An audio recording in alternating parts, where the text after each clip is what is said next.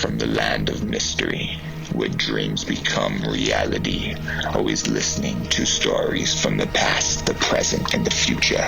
This is Back to Your Story.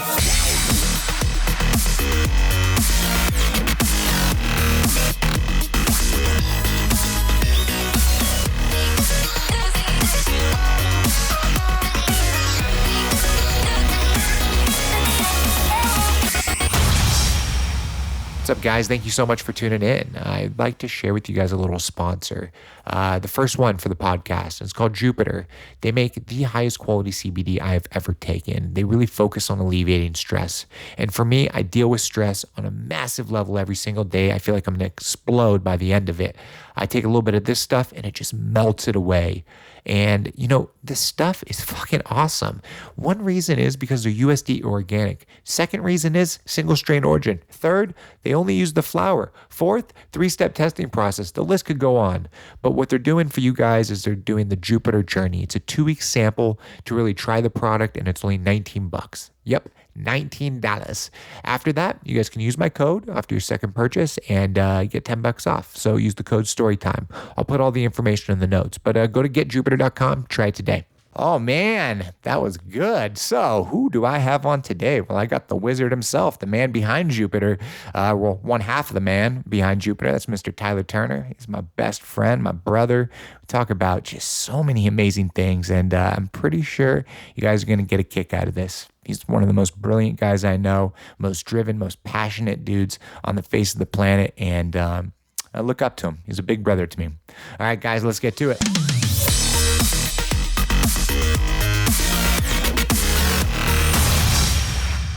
All right. So, Brock, I'm not saying that it's a simulation. Yes. But I'm also not saying that what we need to consider is that what we call reality is actually just a projection of the subconscious. Okay. From interdimensional aliens trying to mind control us. Well, you know, at the end of the day, as adults, we have to consider that.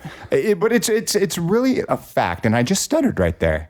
I'm really thinking about these things. I do appreciate that you listen to my podcast and kind of gave me some good criticism, because one thing about you that I've always respected is that you're going to say it how it is. Bring the heat. When most people will bullshit to your face, at the end of the day, I know I can come to you and you will tell me how it is. So some people would say that that's me being an asshole. But I actually think it's the nicest thing that you can do.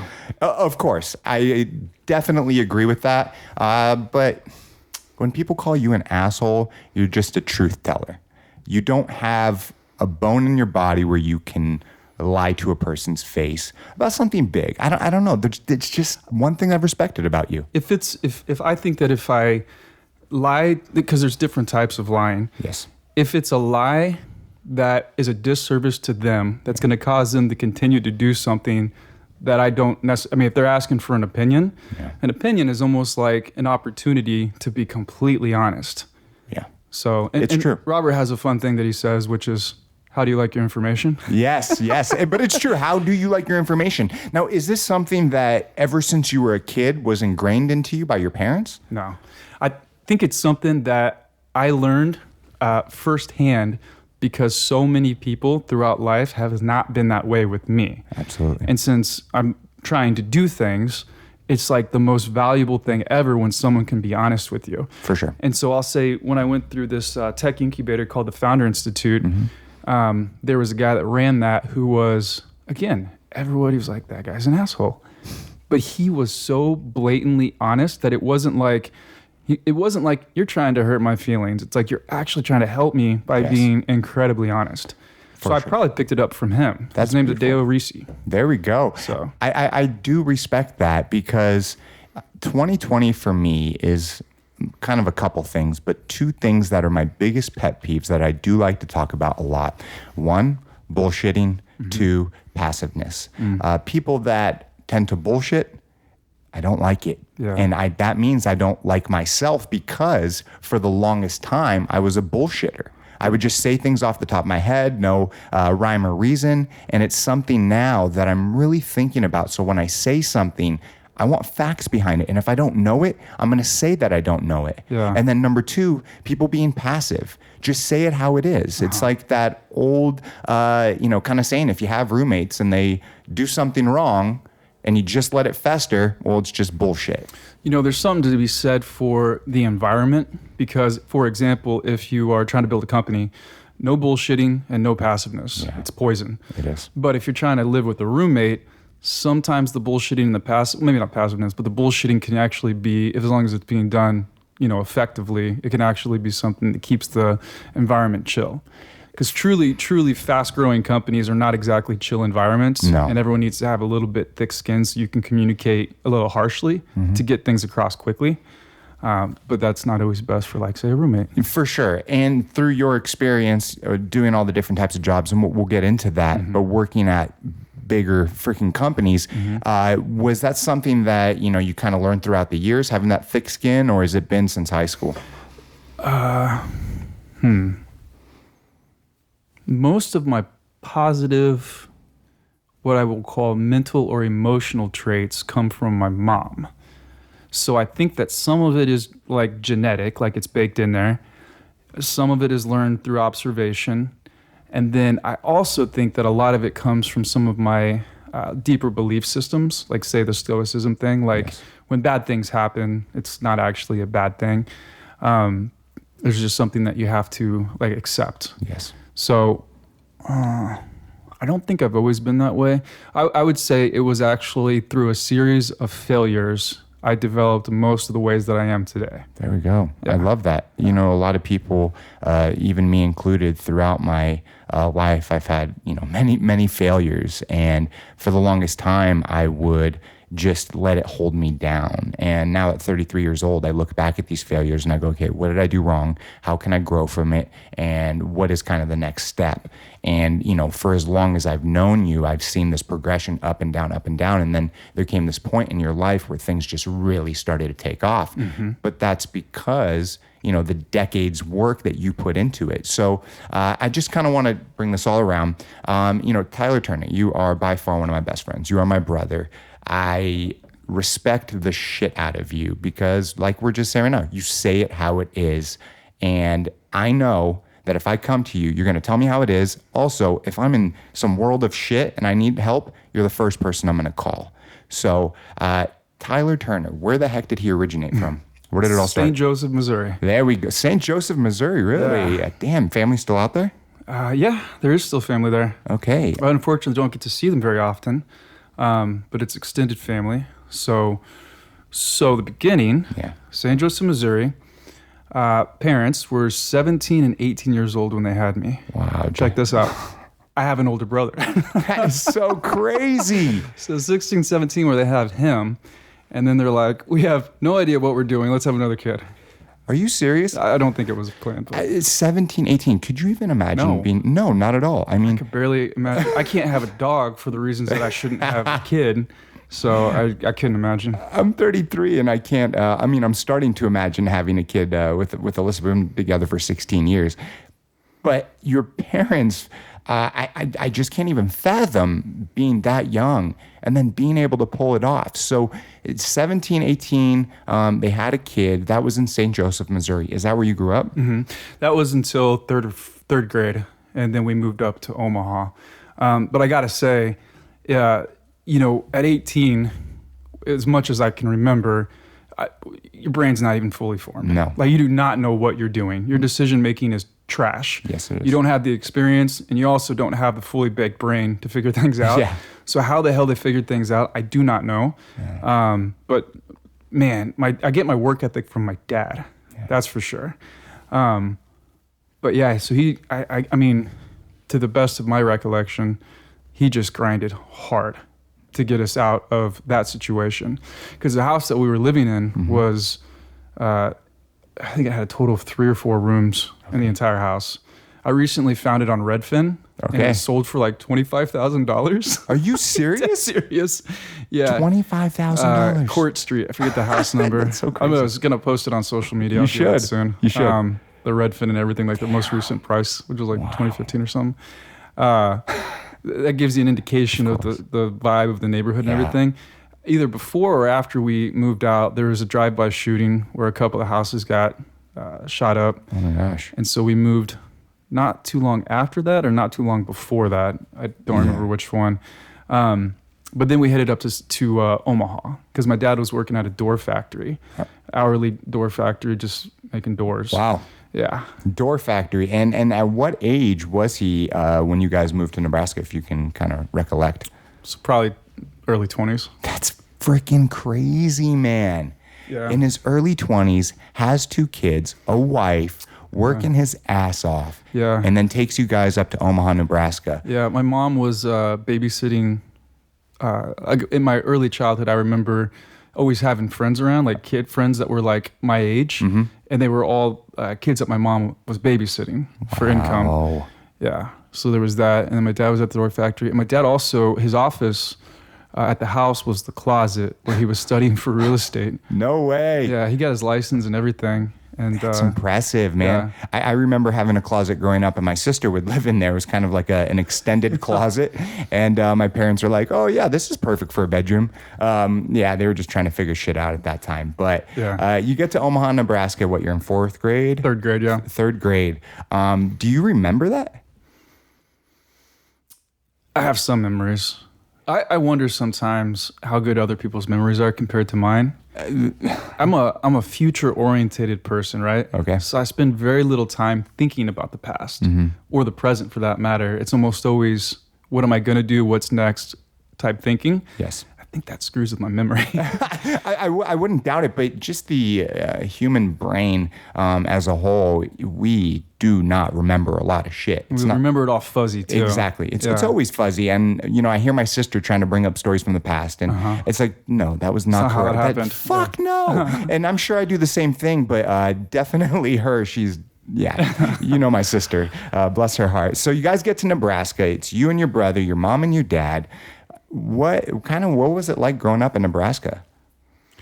Well, early on, again, I don't remember a ton. I mean, I played baseball. My dad was usually my coach. There's a lot of benefits of having a young mom and dad. And one is that, your dad's your baseball coach. For sure.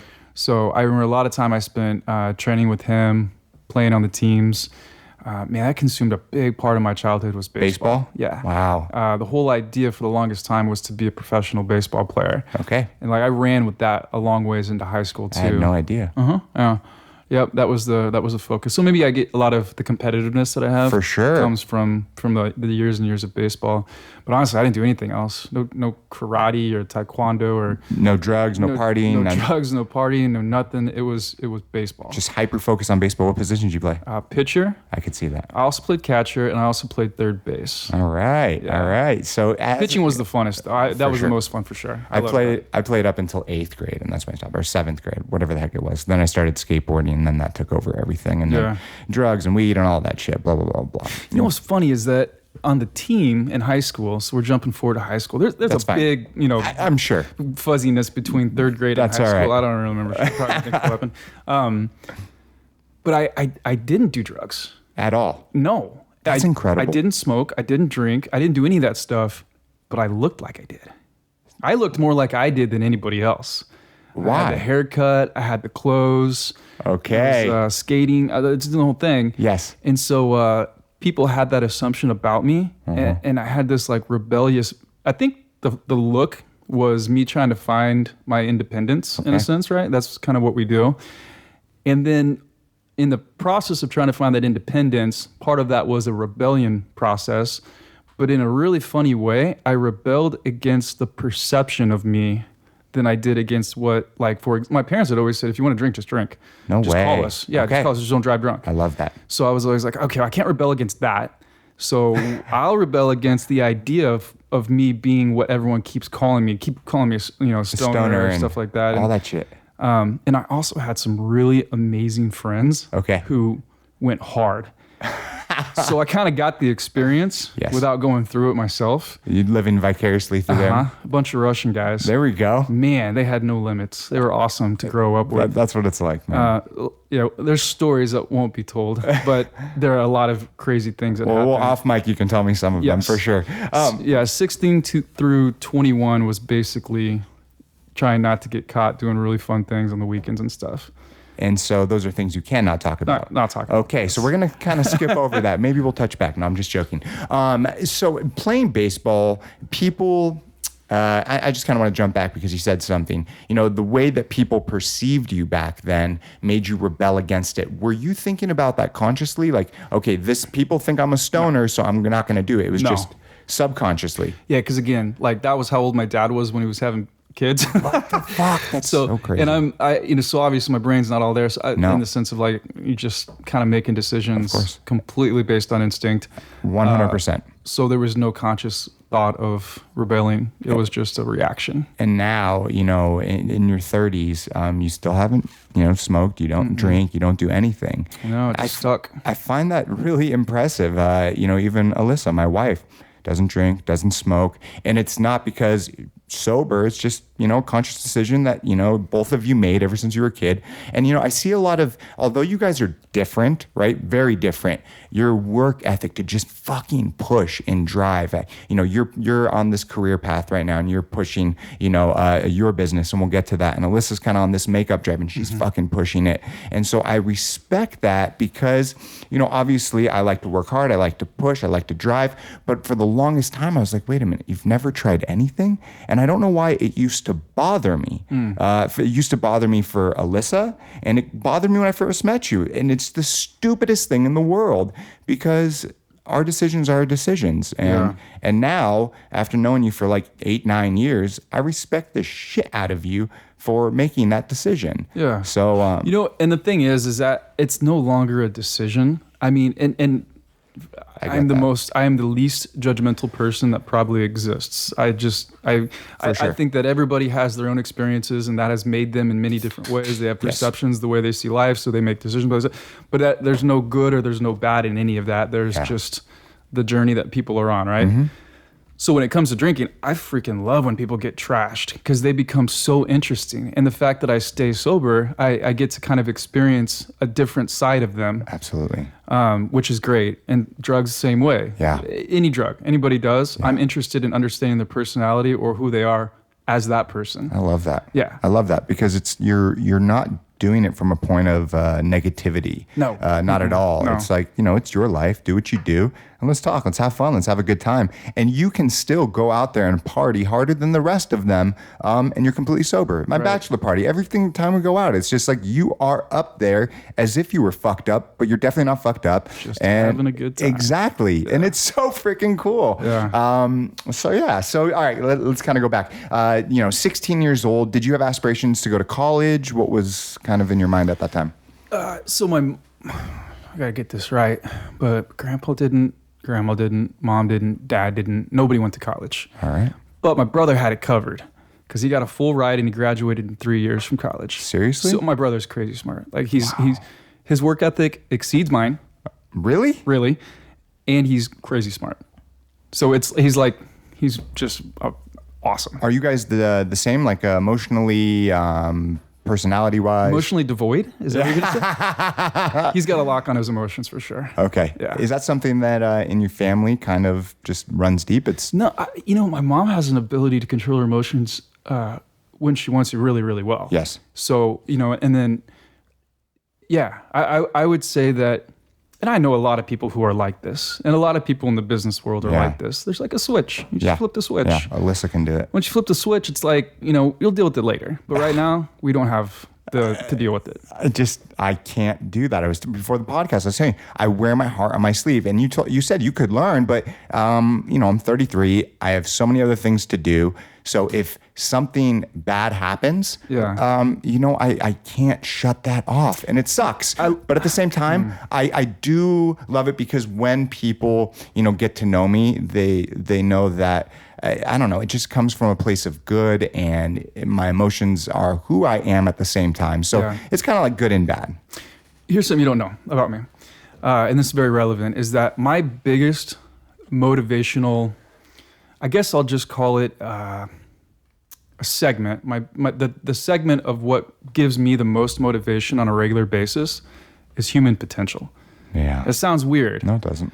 But so the loss of human potential seriously upsets me. Yeah. And then somebody overcoming something is extremely motivating to me. So if somebody has a setback or has something very tragic that happens to them, but despite that, they choose to be optimistic and use it as a source of strength. Yes. Love it. Yeah. Absolutely love it.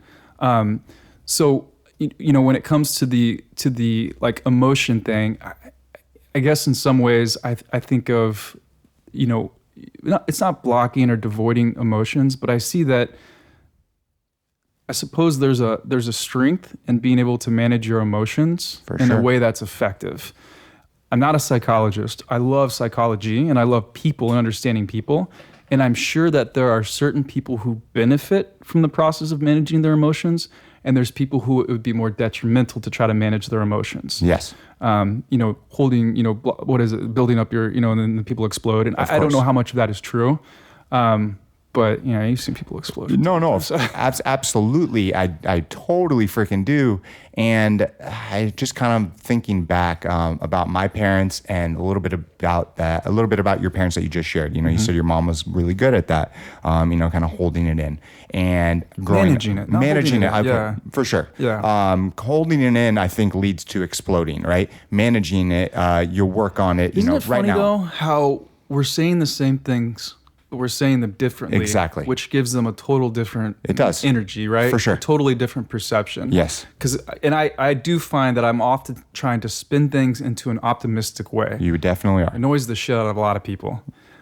So when you say holding in an emotion, which is like a negative thing, I agree that's negative. Don't hold shit in. I do too. But then when I say manage, it's almost like you are maybe turning that into energy and then turning that energy into action to resolve whatever was causing it in the first place. So these mental models for how to think about things, I think, are really powerful for being an effective person. They are. Right. And that's, you're remember we did the personality test. You're a commander. Right. I'm a campaigner. For me, growing up, my dad wore his heart on his sleeve. Right. For you, your mom was able to manage her emotions. So growing up, we saw two different sides of things. And it's just really incredible that when we are younger, the things that are ingrained into us, the life that we live, tends to blossom into our later years. Yeah.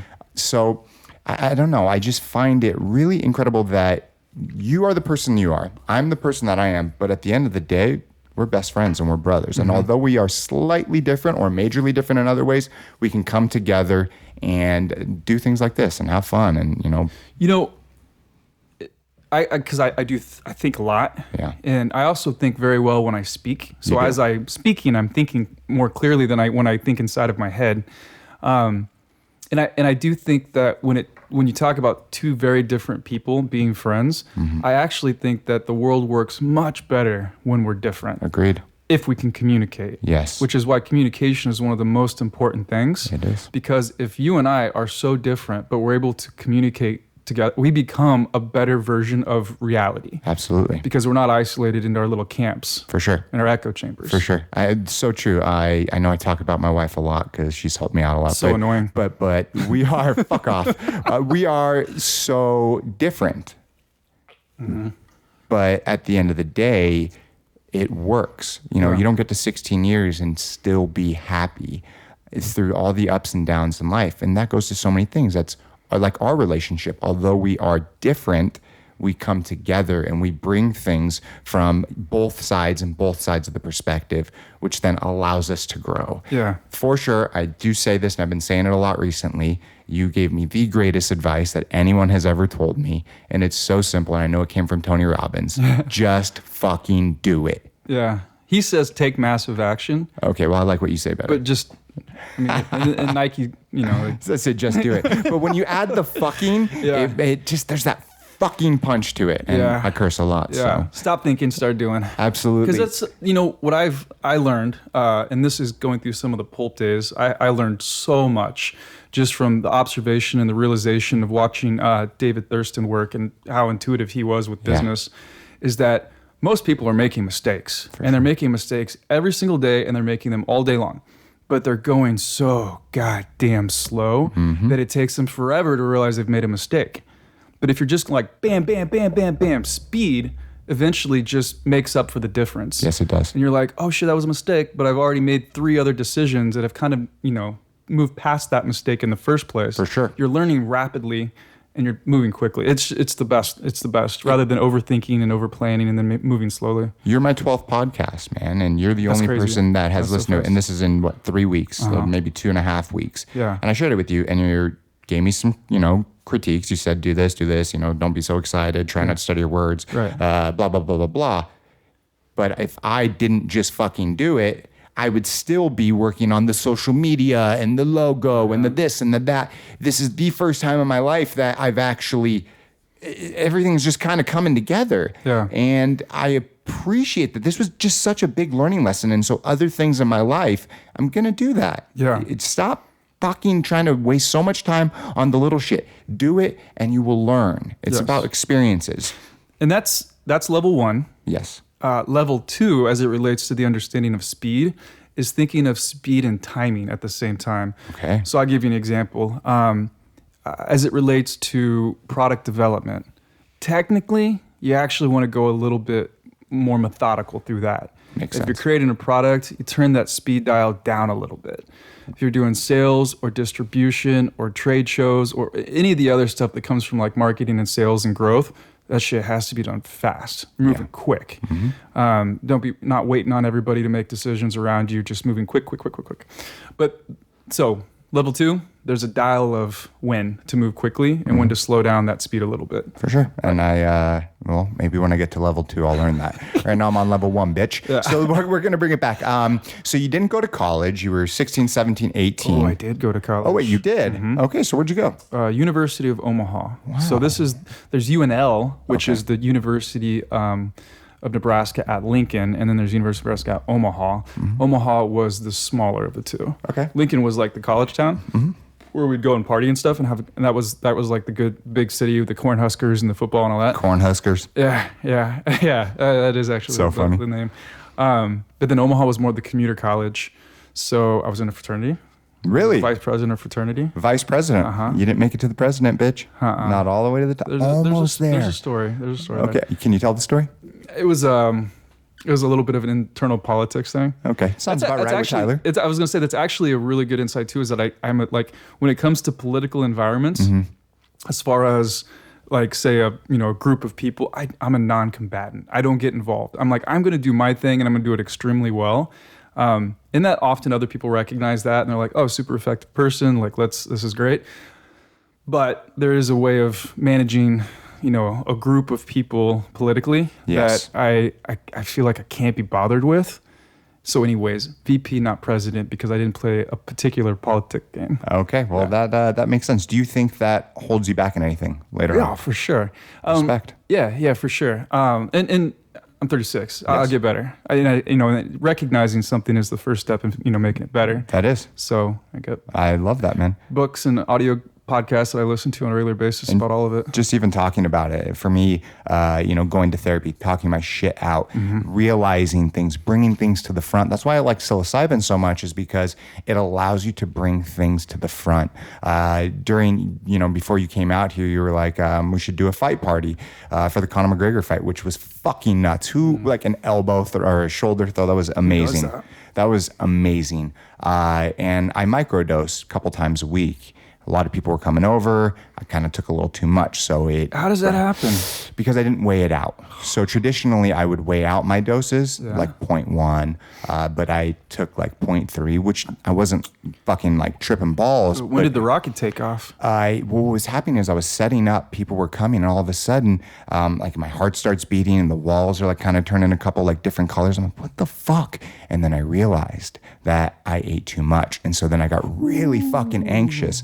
And I was like, I want everyone to leave, but more and more people started showing up. Nice. Which was incredible because I did not think, 20, 30 people were even going to come because it was kind of last minute. And then eventually it kind of switched. But sitting there watching the fights before the big fight, I just started thinking about a lot of things about life, love, relationships, all of that shit. And I had a kind of coming to Jesus moment with some issues I was dealing with that I'm not going to talk about. All that was happening while I was just sitting there. 100%. Oh, Jesus. 100%. You were just going through it. In my brain. It was like I was just a robot. And that's the crazy thing. And that's why I enjoy psilocybin. Now, when you're younger, when I took it when I was 15, 16, 17, I fucking hated it. You are not ready. You are not prepared. The frontal cortex is not developed fully until you're like roughly 25 years old. So you really should not be messing with those things. But for me, being an adult, when I introduced it in, 29, 30 years old, it's helped me out. And I've talked about it a ton on this podcast. Yeah, I've heard nothing but, I've heard a lot. Yeah. But I have also heard really good things about it. Of course. If done correctly, sure. They are amazing tools. So yeah, I just kind of jumping off topic. Okay, so I want to bring this back. You were in a fraternity, vice president. How long were you there for? I was in college for 3 years. Okay. Did you get a degree? No, I dropped out. All right. There we go. What are your thoughts on the college education system for today? Big ass scam. It is. I think that their education is probably the most important thing that exists, but the educational system is set up like a business. Absolutely. And you've talked to professors, they're like, we're just adding in like an extra 2 years so that we can charge you these, extra tuition fees for these 2 years.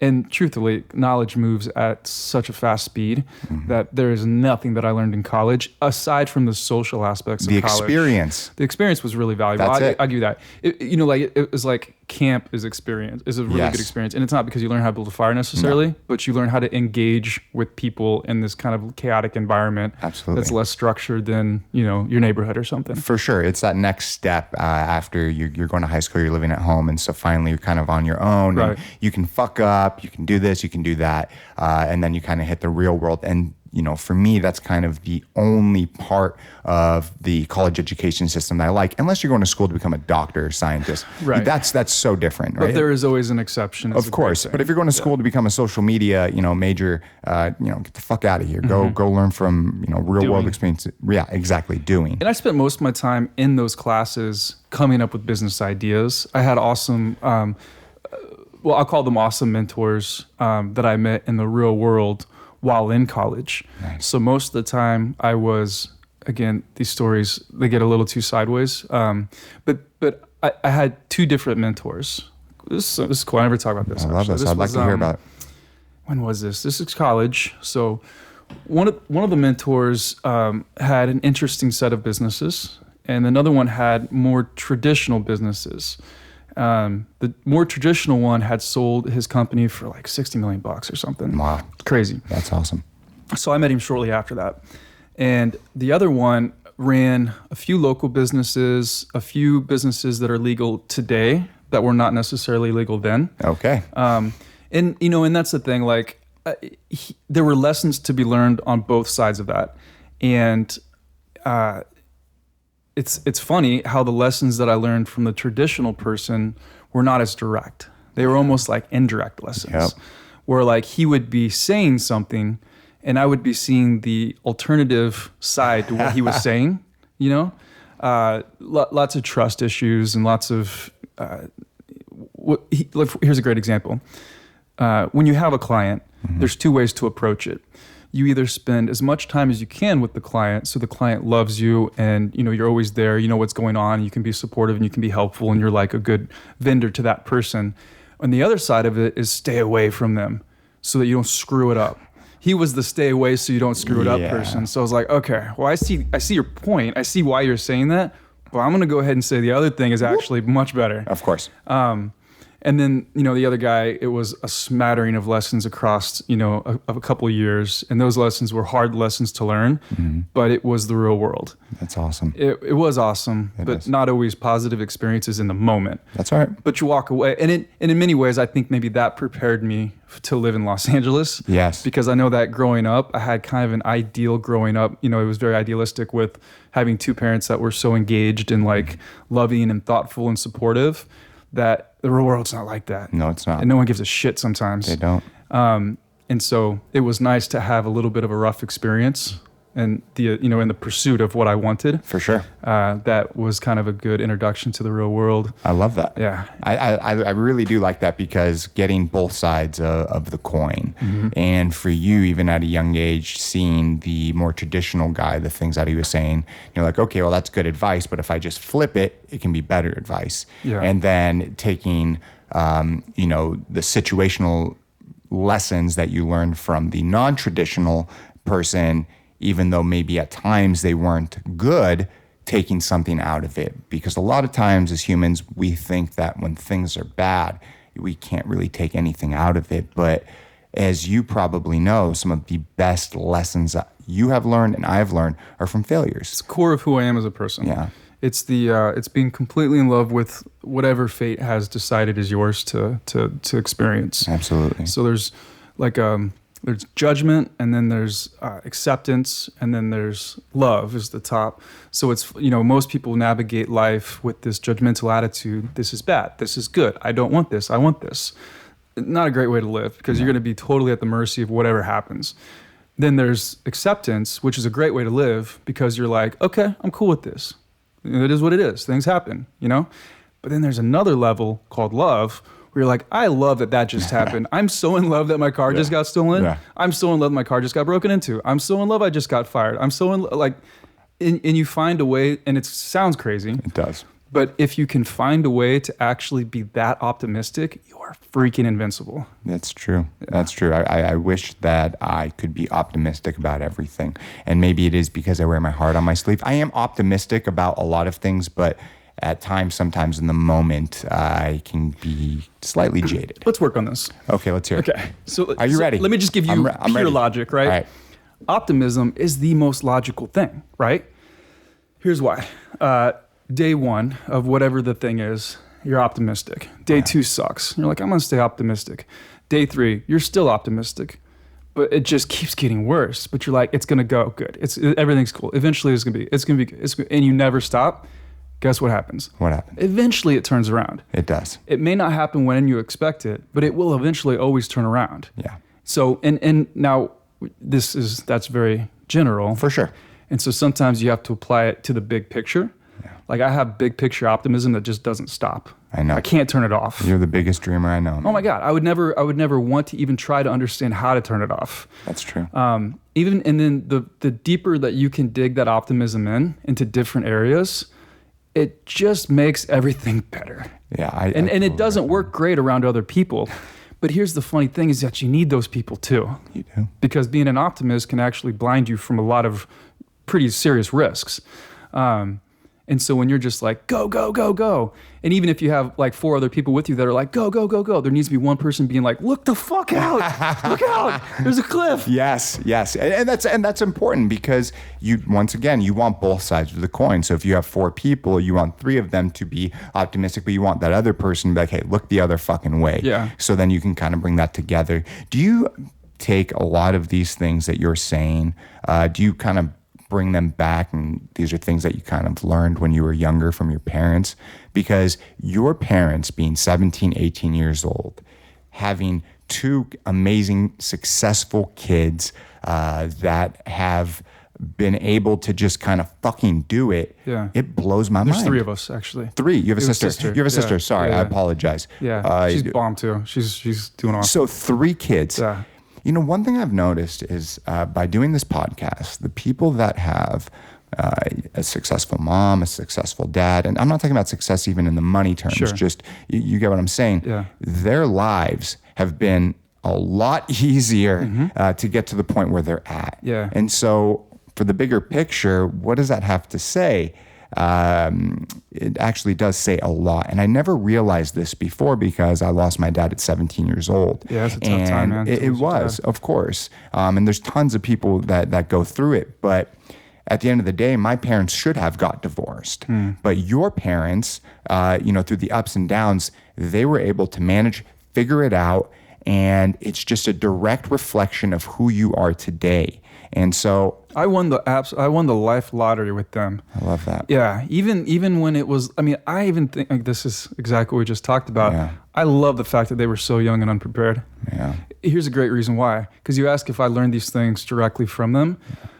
I would say yes, but also indirectly. Because think about it. You got an 18-year-old dad who's like, I got to figure shit out. So he just starts listening to Zig Ziglar and Tony Robbins. And all this. And so I'm like a baby just soaking in all this like optimism and positivity and like how to live life.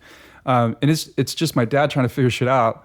But it's being kind of like I'm in the environment actually just soaking it up. You're a sponge. We're sponges. So in that sense, yeah, it was, For sure. if he was 36 and had kids, maybe he's like, I can't be listening to Tony Robbins. I got work to do. But I hope so. I'm 33 and I think I'm going to have kids in the next couple of years.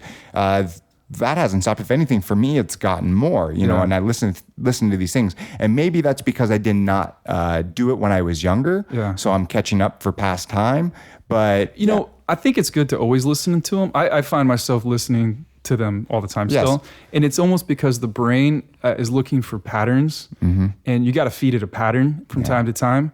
And the world can be pretty rough sometimes. So if it's always being fed this bullshit from the world, it's nice to just program it in the morning and listen to something real positive when you wake up. For sure. And just be like, okay, that's the pace for the day. Exactly. It sets the tone. Do you think that's why Jordan Peterson has become so popular? Because he says it how it is? I can't speak too much to Jordan Peterson because I don't really listen to too much. That's but fine. I know that he has a life philosophy that a lot of people are really attracted to. Yes. And I think that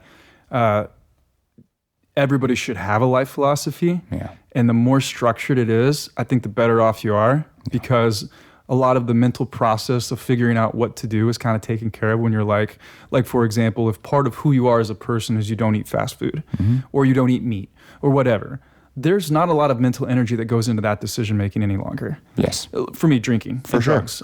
There's no mental process in whether or not I'm going to do that. I just don't. Just not who I am. So, but that's, those are easy do's and don'ts. The little bit more complicated life philosophies, I think people should really spend time with. Absolutely. And I do have a pretty structured life philosophy. I know what I want in 100 years. I know what I want in 50. I know what I want in 20. I know what I want in 5. And I know what I want in 2. And I try not to go, too close, like months. Now, It's a little too for close. you, your goals, your dreams, your aspirations, do you write them down on a board, a piece of paper, or in the brain? Piece of paper. And I have them broken up into different sections. You've been doing that since you've been younger? Or is this recent? I mean, I guess the time before now that I remember doing it most distinctly, high school for sure I did it. I did it through college. I remember doing it. So you've done it. I structured it really well with Pulp. And I had a very, Pulp Riot. And I Yes. had a very, and it was based off of what David's plan was. And so I just kind of adopted his plan. But I had it written down. I looked at it every single day. Every single morning I looked at it. I love that. And it was just there. It was right So- next to my alarm. For the people listening that have no idea what Pulp Riot is, and we will get to that story when we get there, right? But just kind of let them know what was Pulp Riot, what is Pulp Riot? Hair color company. So it's the fastest growing hair color company in the world over the last probably 3 years. Yeah. And acquired by L'Oreal last year. Fucking So, did it. Yeah, yeah. it's amazing. All right, so let's kind of bring it back and then we'll get there. Cool. So you're kind of going through college. You went 3 years. What was next after that? Well, I dropped out. And I dropped out. The day I dropped out was a day where I was in the library and I was doing a women's suffrage collage, which I had to rush through because I had to also write a poem after that on some topic.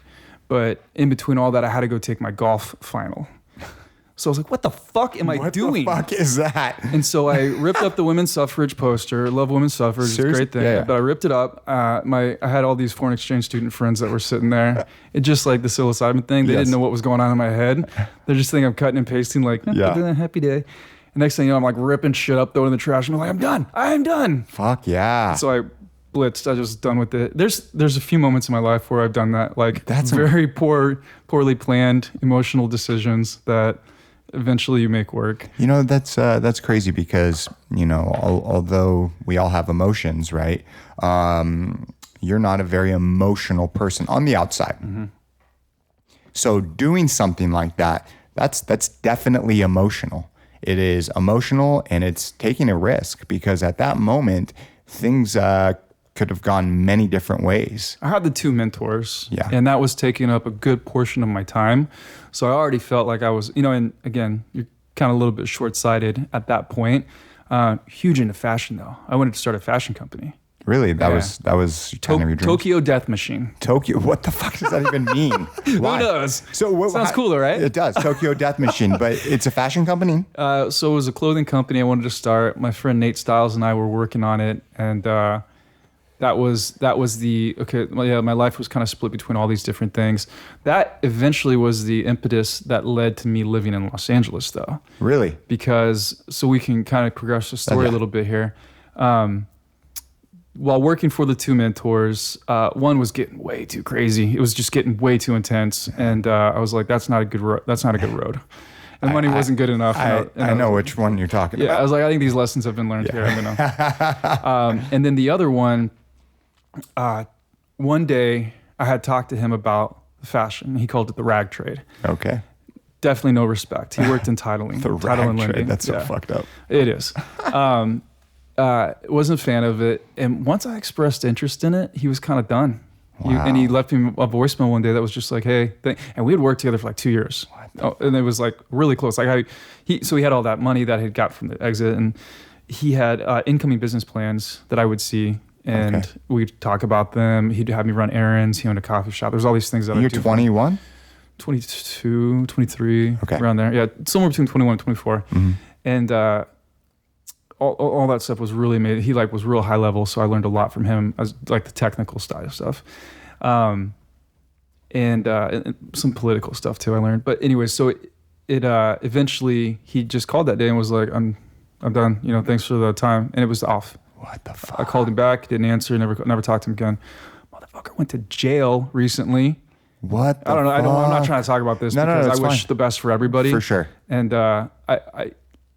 it's just funny that he went to jail for basically, I think it was unlicensed trading. Okay. So you basically take people's money with the promise of a return. You can't do that without a license. You Apparently it was a cannot. license. Someone sent it to me. Wow. And I was like, didn't you used to work for this guy? I'm like, holy shit. That's fucking crazy. But I wish him the best. For sure. I mean, I recently spent, a year and a half in Cambridge, and it was a pretty isolated experience where I wasn't around a ton of people very often. Yeah. And it gave me some introspection on what it's like to be isolated and how that can affect somebody. And I had a strong feeling that he feels isolation. I would think so. In jail, not- you would have Well, not just in jail. Oh, outside of jail. Once the exit happened for him, he lived in a mansion that was up on a hill that had a big gate and never saw anybody but his dog.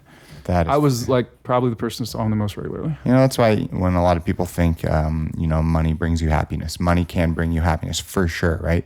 But when does it become just you being by yourself? I don't think money brings happiness. I have an insight on this that's interesting, where it's, or at least I find it interesting. Money solves problems. There we go. But that can be. Here's the cool thing about problems is you never solve all your problems. You just replace them for new problems. 100%. And what's interesting is that if you do make money or a considerable amount of money and your problems shift, what do we normally talk about with our friends? Our problems. Of course. That's like a basis for conversation. Yeah. So when you start talking to your friends about, tax implications and they're like, dude, shut the fuck up. I make $9.50 an hour. Like, what are you talking about? And you're like, okay, I can't talk to you about this anymore. Yep.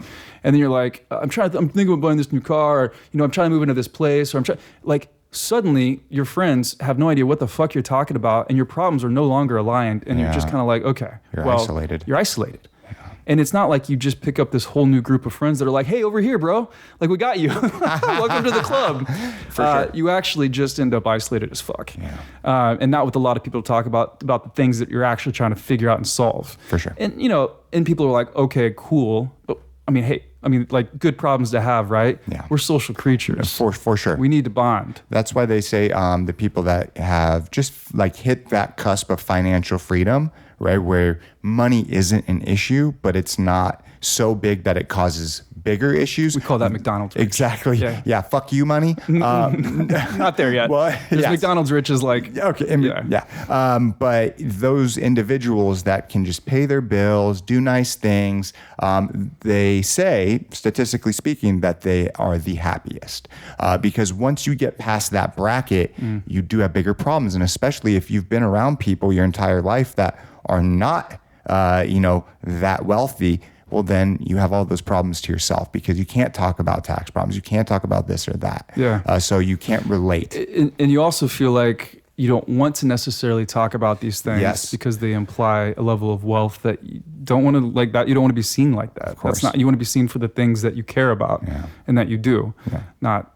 But that does suck because, if you're a friend and your friend does have more money than you, you should be open to talk about whatever. And so if you kind of put that out there, I don't know. But it's not that they don't want to. It's that they're not dealing with the same problem, which means their level of being able to, to comment or provide anything of value. Empathetic too. It's just not there. For sure. But for like you and I, we are at different levels in our life.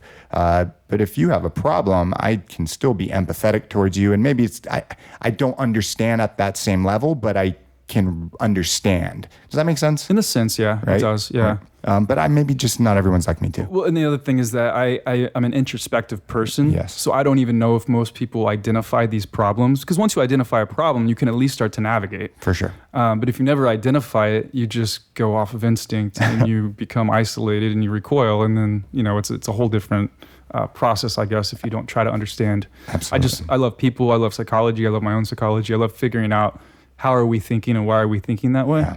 It's just super interesting. So, sorry. What was that point when you were like, okay, I'm moving to Los Angeles? What the fuck happened? So I went to a trade show called Magic. Okay. And it was a fashion trade show. It was like Magic, Pool, and Moda, I think were the three they did together. And they did in Las Vegas. Okay. And I ran into this amazing guy named Cassidy Haley. That's a great name. Yes. At the time, he was one of the founders of a clothing line called Skin Graft. I was blown away. Actually, I got to go back before that. There's a guy named Devin Taylor, all right, who I still consider him a friend. We just don't talk ever. That's right. Ever. He's in Vegas, but we're very, I feel like we were very aligned in our interests and stuff. But he goes way back. I don't know if anybody's going to know this, but there's a clothing line that was like an underground clothing line, but it was like really sick back in the day, called Bleeding Star Clothing. That's a great name, though. I don't know. I've never heard of it. He was out of Ohio. He was a graphic designer, made cool clothes, had a dope website. And I was like, this is the coolest thing ever. And actually, that's why I initially got into clothing and wanted to start Tokyo Death Machine. Seriously? Yeah. Because of this individual, you're just so enamored by... He had a website called, it was this graphic design website, and I heard a song on there by a band called The Refused. You know The Refused? Fuck yeah, of course. Okay, and it's like that song they're known for. I heard it and I was like, oh, my life's entirely different from this point forward. I love that. I fucking love that. Yeah. And so then I just went into like this hole of like, holy crap, who is this guy? What does he do? What is this all about? And this is like early Tyler. Like I was like finally excited about something. I still have a huge love for fashion. Although I wear like the same thing every single day. Of course, but I've always known that about you for sure. So anyway, I get really obsessed with that. He's going to be at the trade shows out there. So I'm like, I'm just going to go out there. I think I'd messaged him a couple times and he responded. So I was like, holy crap, he's responding. And then I met the Skin Graft people who were very different. They were like boutique fashion. Okay. And so there was, what Devin was doing was really cool from a graphic design and a streetwear. And then what Cassidy and John were doing was like high-end fashion that was like from another planet. It was so impressive. And it was to the point where I'm like, I feel like I could be inspired by Bleeding Star and I could emulate that. Yes. I could just love like Skin Graft, but I can't do that. That wasn't who I was as a person. Like I couldn't hit that level clearly, accepting my limit in that area. I love that about you, man. Yeah. So anyways, I go back to Los Angeles, and at that show, I met a woman named Cindy Bailey who owned a company called Art Impressions, who was an art representation licensing company, who was working with a company called Skelanimals. Say that again? Skelanimals. Skeleton Animals. Clothing company? It was a licensed brand, right. Which means they had stuffed animals, they had T-shirts, they had everything you could basically turn a brand into. And so I met her. It was a good interaction. I went back to Omaha and I told Nate, I was like, Nate, we got to throw a fashion show. We got to raise the money to move to Los Angeles. And so I think I was working for Red Bull at the time, just driving one of those little trucks. Wait a minute. Hold on.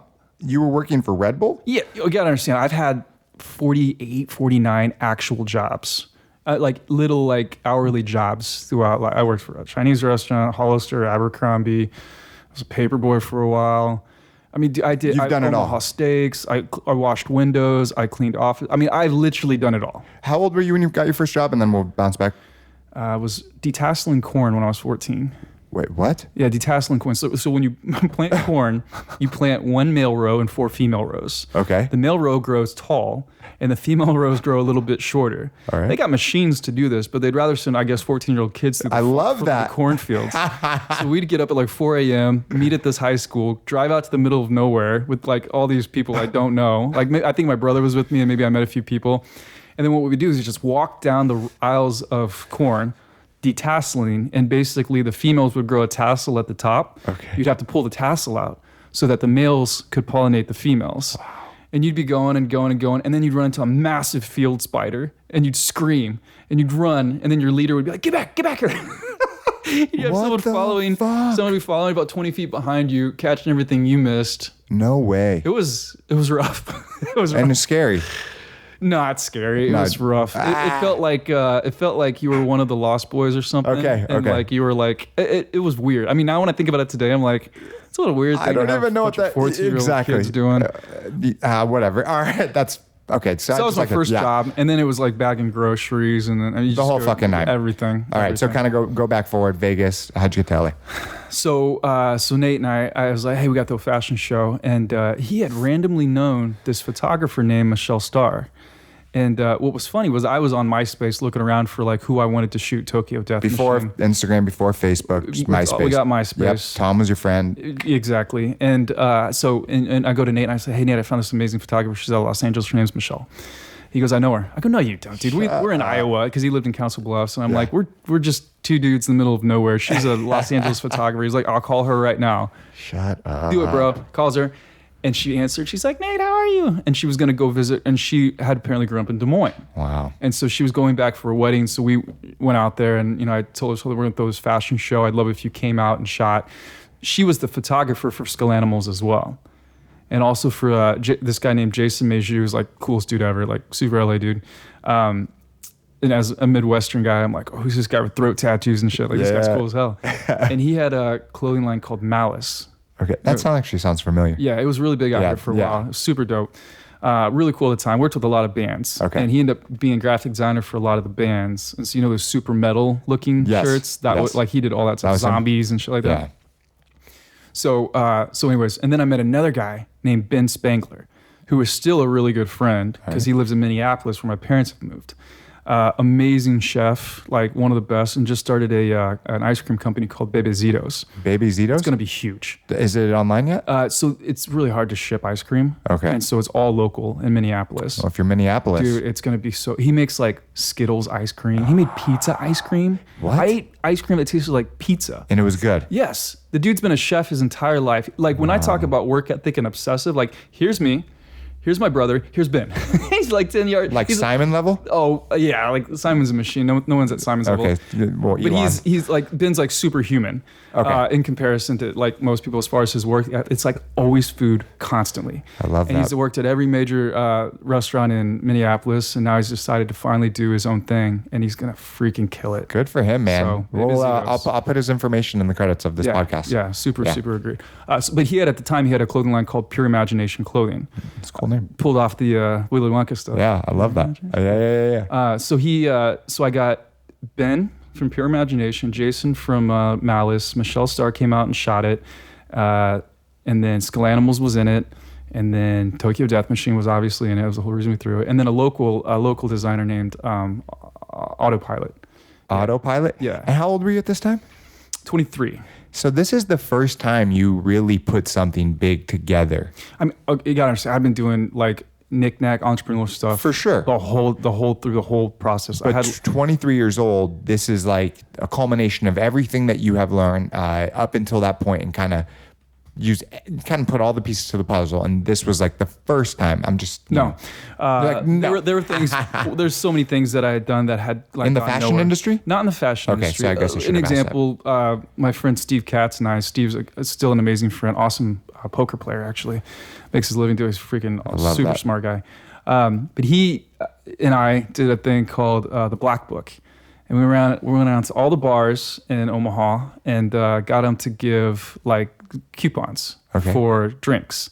And it was like, a $5 drink. And then we got, I think, like $100 worth of drinks in this thing. And then we printed off these really cool coupon books, and then we took it to fraternities to do as fundraisers. Nice. So they would sell these $100 in drinks for $20. Perfect. Yeah, and it's a small knickknack. No, but that's cool. You learn stuff in the process of doing these weird things. Those are always for like Wendy's and like stupid places Yeah. like that. So to put it together for drinks It was real mean looking. It was like thick. I definitely black, understand yeah, that. But super as cool. far as kind of putting, so that was really cool, right? But as in the fashion industry, all of these different people from all over the place, it sounds a little bit bigger than that book. I also had a promotions company called Six Star. Hey man, I'm just trying. I'm trying to build you up here. I want that we'll get pivotal there. moment. But That pivotal moment. Go. I just want to talk Can I about. get a- Can I talk about the Make It Rain party? Okay, man. All right. Let's Femi hear it. Bonwo. I hope he's listening. Wow, that's a great name too. awesome dude. Dude, this is He's awesome. he's like 10 feet tall from the Ivory Coast. Like the best, most positive person ever. I think he's in Vegas doing promotions now. Nice. So we threw this party called the Make It Rain party. And what we did is it was at a place called Citrus in Omaha, Nebraska. And I don't think it's there anymore, but we took the entire door, which ended up being like $1,500, turned it all into ones and just threw it on the dance floor. It was ridiculous. Wait, what? Yeah, with Make It Rain. It was when that song came out. Who Make It the- Rain. yeah, absolutely. I fucking love that. We didn't make any money that Make night. it rain on but them we were hoes. like Yeah. we were like local celebrities for like 22 minutes. Dude, It was freaking awesome. whose $1,500 was that? Well, it was from the door, right? Okay. It was like $10 to get in. We turned they- it all into ones, and and we they- just stood on the bar and threw it down. So, anyways, I did a lot of really stupid businesses that didn't make a ton of money, but Yeah. I learned a lot in the process. Even doing something like that, I don't know. You gotta get comfortable with walking up to complete strangers and be like, "What are you doing with your Friday night?" No. You got to go here. This is gonna Yeah. be great. So you learn these, human interactions or whatever. It's important. They sound stupid, but man, I'm telling you, a lot of people can't walk up to a stranger and talk to them. No, a lot of people can't. I mean, it's not an easy thing to do, Not at all. but it's a valuable thing if you can do it. Absolutely. So, anyways, you learn weird Do, shit do like you that. think that is something that you learn, or is it something that is, innately built into us? You learn because it's not comfortable. At no point does it ever become truly comfortable, especially if you're sober all For the time. sure. So it's not, I can't say that it's innately built in, but you know what I think of often is that there's like a teeter-totter. And on the other side of the teeter-totter is what you want. And then on the flip side is what you're willing to do. And if what you want is have everything what you're willing to do, you're going to do it. Sure. I think I might have fucked that up, but you get my point, I right? do. But here's the thing. It's like you have someone like me, and then you have someone like Ron, right? Ron is our buddy. He does warehouse management for Ergo Styling Tools. For me, walking up to someone that I don't know, as long as I can remember, is 100 times easier than someone like Ron walking up to someone. Now, that was not something I learned. It was something that I just have always been. So I do believe that there are people that are more inclined, and that it's a Sure. lot easier. Yeah. And then there's not, and that's fascinating. We'll call it.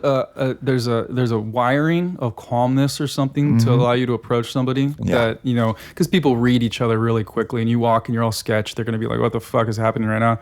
But if you can maintain, low energy levels or whatever energy level that gets somebody like comfortable, maybe that's something. But I definitely think a lot of these things can be learned. Well, kind of getting something that is like learned, right?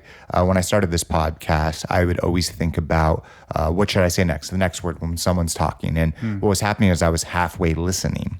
And then I started to realize, drawing a blank on the chick's name that wrote this book, but kind of to make it simple, she was saying that when you sit there and think about what you're going to say next, you're only halfway listening to the conversation. Yeah. So if you fully listen to the conversation, you're more engaged. That conversation is going to flow a lot better. Yeah. And I have taken that and, the short amount of time I've been doing this, and it feels a lot more natural. Yeah. So that was definitely learned. Completely different than what I was saying, but things can definitely be learned, whatever the hell it is. We learn by doing. I think most people. I'm sure there's different ways of learning. For sure. Learning by doing it really solidifies Just it. fucking do it. Yeah. Exactly. Just fucking do it. Just fucking do it. Okay, so get back to that, everything you were putting together for... So we put together this awesome show. I had the awesome local DJ, Brent Crampton, I believe his name was. Super cool guy, still in Omaha, I think. he was a DJ, so obviously brought a crowd in. I had it was called Audio Style. Nice. Yeah, I like actually that name. love the name because it was a mix of music. We made music part of the deal too, and Red Bull sponsored it, which was cool. So they sponsored this huge stage. It was like shaped like a 3 with an arm on it. And it was at a place called the Nomad, which was this really cool bar. It was like all brick inside. They had art everywhere that was super eclectic looking. It was so cool. So everybody flew out from their respective cities. We did the show. It was good. I raised just enough money to basically get myself to Los Angeles. But more importantly, since Skull was in it, and it was obviously a success, and Michelle came out, took all the photos, I was offered a job at Skull. Nice. So that was like my landing pad for Los Angeles. Wow. So I pulled the ripcord and I was like, let's do this, and ended up in Los Angeles. And that's basically the story as it is. And Nate followed a few months later, and we lived together in Van Nuys with Michelle. I ended up living with Michelle Starr, Small world. the photographer, right? Yeah. So, and that was cool. That was for a couple of years we did that. So do you remember the moment that you got to LA, how you felt? I remember driving into Art Impressions for the first time, and I called my friend Ann Vu, and I was like, Ann, I am concerned. Really? I remember the conversation. I remember where I was at on the 101, and I remember feeling like I'm so unsure. But she said like the most positive shit to me. It was like the right person to call at the right time. And I don't remember anything before or after that, but clearly it was good. I fully know what you're talking about, the right person at the right time. Once again, I'm going to go back to you. I was talking about the recycling little thing that I wanted to do because you're the person that I would go to if I have an idea or a thought. And when you said those words, just fucking do it, I put that towards the podcast and look at where we are today. So it is right person, right time to kind of help you kind of get through whatever the heck is going on. So you didn't have that feeling of like, I fucking made it, even though you... God, no. I was terrified, dude. Good. Because the first year in Los Angeles was the hard... Well, I thought it was going to be hard. It actually got much worse. But it was tough. And it was tough because I was away from my group, right? Yeah. No friends, no family necessarily. I had Michelle. Actually, that was great. Michelle introduced me to everybody. And I met 100 people all through her that some of them are still friends. LA is a very transient city, especially the scene that was, which was like the kind of like the rock scene. Like, I don't know what to call it really, but it was a music scene mixed with a lot of art. Okay. And a lot of models, and a lot of it was very much transient. So here today, gone tomorrow. So you're like, where's that person at? You know, and it's like, oh, they moved back to their hometown. You know, they ran out of money, and it's like, oh shit, okay. That happens a lot. It totally happens a lot. In Hollywood was where I spent most of my time, so that was for sure. And it's not only is it hard because there's so many people, but it's expensive. You know, you do have to make a considerable amount of money to live in these places. Or you just have really sketchy living situations. Well, that too, right? but which one do you want? When you're younger, those are things that you got to go through, man. I used to live in one of the ghettoest parts of Florida when I was 22 years old. Yeah. But it created a lot of character. It helped me Florida, out a man, lot. Devours his dog before killing neighbor. It seriously does. All the freaking time. The craziest shit that you ever hear. Where does it come from? Florida, man. Florida. Yeah. I mean, I can literally close my eyes and go, oh, that's in Florida. Yeah. When you're living there, it is fucking crazy. I remember there was this one place called Loxahatchee, and I swear to you, you get into this town, and it was like 1845 the South. Like you got Confederate flags everywhere and just like crazy shit, and everyone's got their shotguns and they're ready. And there's tons of nice, amazing people. Sure. But I remember what my friends would like to do on the weekends. They would like to go wakeboarding. So they would go to Lake Loxahatchee. One of the friends would have a boat and they would get in. Now, mind you, there's like 1,000 fucking alligators in this one lake. I've wakeboarded a whole bunch of times. Would I ever get in that water? Are you fucking kidding me? No way. No, I'm not bullshitting. And the thing is like, well, that's, you know, those people from Florida. Like, who the fuck does that? Florida's awesome. Some places are crazy. Some places are good. It's kind of a South thing. Sure. St. Joseph was in the South, but a lot of my memories of people being reckless was St. Joseph. People lighting fireworks that would blow up like on them. Like I watched a guy get lit on fire by a firework that he was lighting. It's not funny, actually. No. I'm on fire, is what he said as he ran away. I had it on film. Is he okay? Yeah, he was fine. Damn, Well, that's fucking he crazy. actually passed away recently. Well, he's definitely. And you're He lived an laughing. awesome life from what I could tell. Okay, Yeah. good. And so, I mean, well, that's kind of just because there's not a lot of stuff to do, so you got to make your own stuff up, right? But Yeah. that's how it is, right? Yeah. When you live in somewhere like LA, there's always something going on. Yeah, you When- try not to get set on fire on a daily basis for Well, whatever reason. that's kind of the struggle. The struggle is real. When you kind of now bringing it all the way back, so when you come to LA, how long were you at Skill Animal for? So the company was actually called Art Impressions, but I was there. Art Impressions, sorry. It gets all fuzzy, but maybe 2 years, maybe a year. It wasn't a long time. Oh yeah, it was another one of those situations.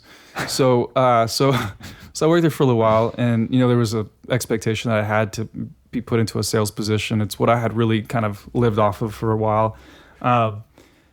It didn't come to fruition, and probably business environment changed a little bit, but and not pointing fingers, but either way, it wasn't working out. And there was a day where a particular vendor was coming in that I really liked, and I was going to be in the meeting. And I had expected to be like brought into the meeting to learn, and first thing I was asked is go get coffee. Nice. Flashback to college. Fuck this, and I'm out. You lit yourself on fire. I lit myself on fire. I'm on fire. I'm on fire, bitches. And I was done. And I walked out, and I called my dad pretty quick, and I was like, Dad, I just quit. I don't know what to do. And I don't remember the advice, but I'm sure it was like, man, you got to figure it out. So I ended up on Craigslist, and that's how I got into the beauty industry. So right when you walked out, did you do like fuck you, you're cool, and throw the coffee, or what was it? Coffee never was never retrieved. I actually think I said sure, I'll be right back, and I never went back. Nice. I'm pretty sure that's what it was. Fuck that, man. Yeah. How old were you? 24. All right, so 24 years old. Man, that's. But I had rent and a car payment, and I did not have much money in the bank, so shit was gonna get real fast. And going through that, you were probably stressed the fuck out. I don't think I felt too much stress at the time. You were weird, dude. To be quite honest, It's amazing. It's not weird, but I felt stress. At that time, I didn't feel much stress. I've felt stress in my life for sure, man, for sure. Like, you don't try to do things like build businesses without feeling stress. But there was something about that. I think I was too young to recognize the danger I was in. Okay. Well, actually, you were naive. Yeah. And you're right. Because I did feel the same way. It wasn't until I got into my mid to later 20s that I started stressing out. Bingo. Right? That was me too. So I do get that. All right. So you get on Craigslist and you look for an escort. Yeah. No, I'm just like, joking. let's figure this out. I actually was just looking for any opportunity, and I actually found. This is when I actually met Scott Cox. Scott Cox. He was running the Flatiron Company. GHI. GHD. Yeah. And then, so I found two opportunities. Both were in beauty, which was interesting. Wow. One was GHD, which was the Flatiron Company, and it was like a sales position. Sweet. It was a car. It was a laptop. It was awesome. It was like a sweet deal. And then there was another opportunity, which was a scissor sharpener. And he was living in a trailer with his wife and his kids, and they wanted to charge me $1,100 to get my first set of shears that I would use to then walk into salons with. If the audience doesn't know, scissors or shears are a really important tool for a hairdresser. They're very delicate, actually. The blade's edge has got to be maintained very carefully. You can't cut anything but hair. And all this was new to me, but the mechanical side of it was really interesting. I was like, oh, this is crazy. It's like a sword, and it's like got to be taken care of. But I recognized that there was an intense value to this thing, to each hairdresser. For sure. And I also then realized that it needed to be serviced. And I was like, okay, there's a lot of opportunity in here because I know there's hairdressers everywhere. And throughout my life, I'd just always had great friendships with hairdressers. I always felt drawn to them and was good, like fashion and hair and all that stuff. It's all intertwined. Yeah. So I was like, okay, that's really interesting. And then Scott did the whole sell me this pencil thing, but I fucking nailed it. For sure. So he offered me the job. Wow. And then it was like, pay $1,100 or go work for Scott Cox, which would have been an awesome idea. Probably should. I mean, it would have been an interesting, different path because I chose to pay $1,100 for a set of shears. Are you fucking kidding me? No, my mom cried. She was pissed. You had an opportunity to get a car, a cell phone. Obviously, you didn't know Scott Cox back then. No, I probably made that a little bit too simple. I asked a lot of questions to Scott, and Scott was nothing but honest. He told me everything. And I also knew one of the GHD reps. So I knew what I was going to get paid. I knew how many reps there were. And I knew what my sales goals were. And math didn't work. I was like, well, if all this is true, and it's true for everybody in the company, we're probably losing money each month. I also learned that the rest of the United States had just been handed over to distribution, I think through SalonCentric or one of the other ones. And so I was like, okay, so wait, they got California, they got this many reps. I did the math and I'm like, I don't think this job is going to last for very long. Yeah. That was also a big reason. Oh, that's probably around the time Mailey's, right, was bought out. Yes, yeah. I think so. But anyways, fast forward to that story. In about a year, they fired everybody, and it was the end of that. Smart decision. In retrospect, it was. Yeah. And then the scissor thing actually turned out to be really great. I was overcharged for the scissors, but for sure. I didn't know any better at the time. So, but I then got back into my happy place of cold calling. Just walking into a place and being like, hi. Serious? That's your happy place? I fucking love it. It's hard. It is. And so there's such a huge sense of accomplishment when you like get it right. Yeah. And it becomes a dance. And when you get good at a hard dance, there's a lot of satisfaction in that. And so it was tough though. I remember the first place I walked into and I was like, is your boss here? They're like, who are you? And I'm like, I don't know. And I left. It's scary. I walked out. Yeah. I just walked out and I was like, I'm going to cross that off the list. I will never be able to go back there. And then it was the moment where I sat in my car. I'm like, did I fuck up? Is my life fucked up? What am I going to do with my life? And I was like, actually, before I consider all that, let me walk into the next place. Okay. And then again, the memory goes fuzzy, but it must have worked out because I ended up meeting something like 2,000 hairdressers over the course of probably 2 or 3 years. A lot of the guys who did the sharpening were like these older guys and kind of messy, a little sloppy walking in there. And I was cleaned up and, being pleasant. And you were handsome. And I had a loaner shear for them and I take theirs. And I ended up using multiple sharpeners. So I'd have different tiered pricing and it was new. And a lot of the people who were doing it were really like inconsistent. Yeah. They'd take the scissors and come back for 2 weeks. And it's like, hey, where'd you go with my $1,500 scissors? So that's something that people do not know. Once you get to a level of success within the hair industry and you start making some money, even before that, these individuals pay a lot of money for their scissors. Mm-hmm. Even people that maybe aren't even that successful, they might still buy them, but sure. People don't know that some shears cost, $1,000, $1,500. When I'm cutting hair and someone asks me, not anymore, but they're like, oh, how much were those? A couple $100? I'm like, no, $1,800. Right, yeah. Do you really think an $1,800 shear is worth $1,800? It really depends on the brand. There are some. Hikaris were always awesome and very much worth the value. Mizutani, always very expensive. But are they made by hand, each individual one? Some of them are, yeah. They're actually pounded out and made by an individual person, and each side's made and they're bonded together. It's a process. And, Matsuzaki was another one they did. And I learned so much about shears, right? Sure. And I gained this huge respect for the tool and the industry and the heritage. And it's a dying industry, too, because it's like a very, hands-on type thing, and a lot of the people who do it are much older, and it's hard to pass it on. I wandered into it out of complete need, found a niche, was able to survive on it for years, and made tons and tons of friends and contacts. So, but to answer the question really directly, more often than not, people pay way too much for the shears that they have. Yeah, that's exactly especially if it's on some sort of payment plan. You're paying out the ass for it. So. Not naming any names. No, great people. But for sure, absolutely. And it was a smart business model, right? That being said, I can just kind of hear your passion when you're talking about the craft and the artisan of, hammering it out, and just kind of the way, it was kind of funny, just kind of see your eyes light up.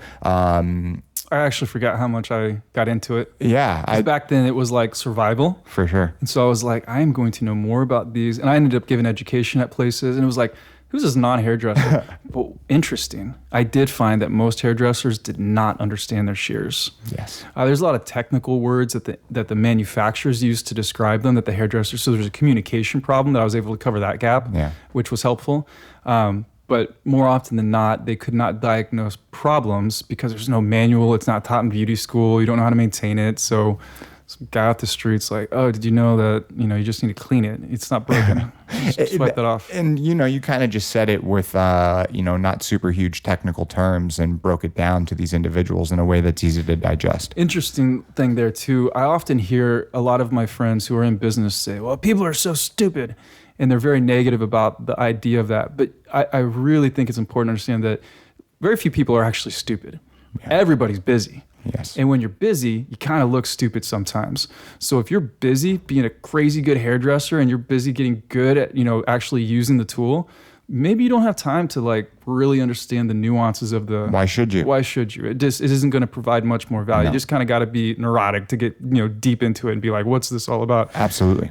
Versus, just focusing on the more enjoyable side probably of actually using the tool. So, but that lesson plays out nicely in all life. Absolutely. People are not stupid. They're busy. No. And I think a lot of people that say that, oh, people are so stupid, maybe they're stupid themselves for even saying something like that, because with human beings now having a 7-second attention span, why would even just like, because we're talking about hair, why would they even want to care about those things when they could put their energy and time to something that's going to help them out and bring them more money? Right. When someone else can do it for them. Exactly. Right. So it's just, So you definitely made a great point. So you did that for what, 3 years?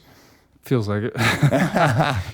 The reason that blurs is because as I built that distribution network of shears, it made so much sense to introduce brushes, combs, and clips, which is how I met Robert. All right. Because I had started to introduce Ergo into the different things I was selling. Why don't you real quick, people listening, who is Robert and what is Ergo? So Robert is like a legend in the beauty industry, super well respected, known by everybody. Robert Reed. And owns a company called Ergo, which makes the best hairbrushes in the industry, makes flat irons, crimper, blow dryers. And he, in his history, is like top. Just amazing. Yeah. He's going to be on here on like the 8th. Oh, that'll be fun. Absolutely, because I'm going to dive deep into his earlier years. Tell some of the stories. Oh, fuck yeah. I really hope he does open up. He'll probably pull the whole thing I just did, which is I can't talk about those weird I'll just tell him I'm not recording and I'll put it on. Yeah, you know? you did earlier. Like, what the fuck, Brock? No, I'm just joking. Robert Reed is a huge mentor for both of us. Mm-hmm. For me, he transformed my entire life, and for you, he's helped you out a lot. Oh man, critical timing, and we'll get to that for sure. So and then also there's a guy named Daniel Funk, who I don't think a lot of people know who he is, but they definitely know the Passion Beauty books. If they're in the beauty industry, these huge books. If you ever walked in a set-in salon, you see this book that's like way too big and it has these huge photos in it. So Daniel Funk and his wife did those books all through the 80s and the 90s and probably the 2000s too. He's also one of the biggest importers of Japanese products. So through him, I was how I met my like high-grade sharpener. I would go through him for that, and then I would also buy combs and clips from a company called Wise Parks. There we go. Really good stuff. And the best combs, man. Right. So I was, and that's the thing. It gets a little funky because I ended up hiring a guy, and the original sharpener thought that I was his employee, but I was like building this little empire on the side where I like hired this guy who was working a different territory, and I was taking it to another sharpener, and I was like selling combs, clips, brushes, cases, all this other stuff. And for sure. And he just thought I was doing sharpening out there. And I, I don't feel bad for it necessarily. It's just that we were moving at two different speeds. Yeah. And, I got this mentality sometimes I can't be bothered with if somebody else is being very slow and careful. And I'm like, oh, fuck it, let's just go. Let's just figure it out. Well, the risks are there. Let's do it. So, and then that eventually actually led up to a really emotional day when he found out. And we sat in this coffee shop and he was not happy. And how'd that make you feel? I felt bad. I felt bad because in my mind, it was me pursuing my my goal and pursuing like a better life for myself.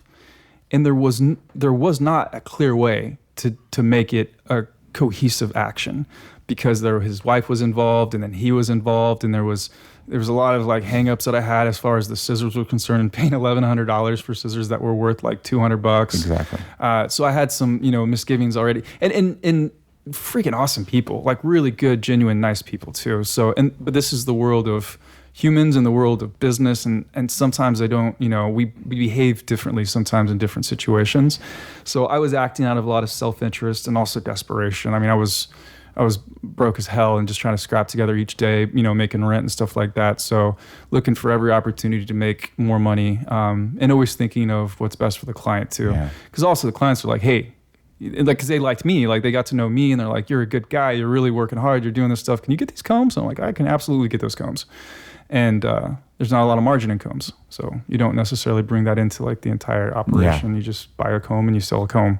So anyways, that eventually led to a company called Beauty Fox. All right. That I started. And Beauty Fox was designed to be a technology platform. It had started off as building websites. I loved the design aspect of building websites, so we would build websites for salons. And man, I went all in. Yeah, 100%. I know you did. And the company had morphed over time. It got me into that tech incubator that I mentioned earlier called Founders Institute, which was a guy named Steven Estes actually got me into the institute because we had met through friends.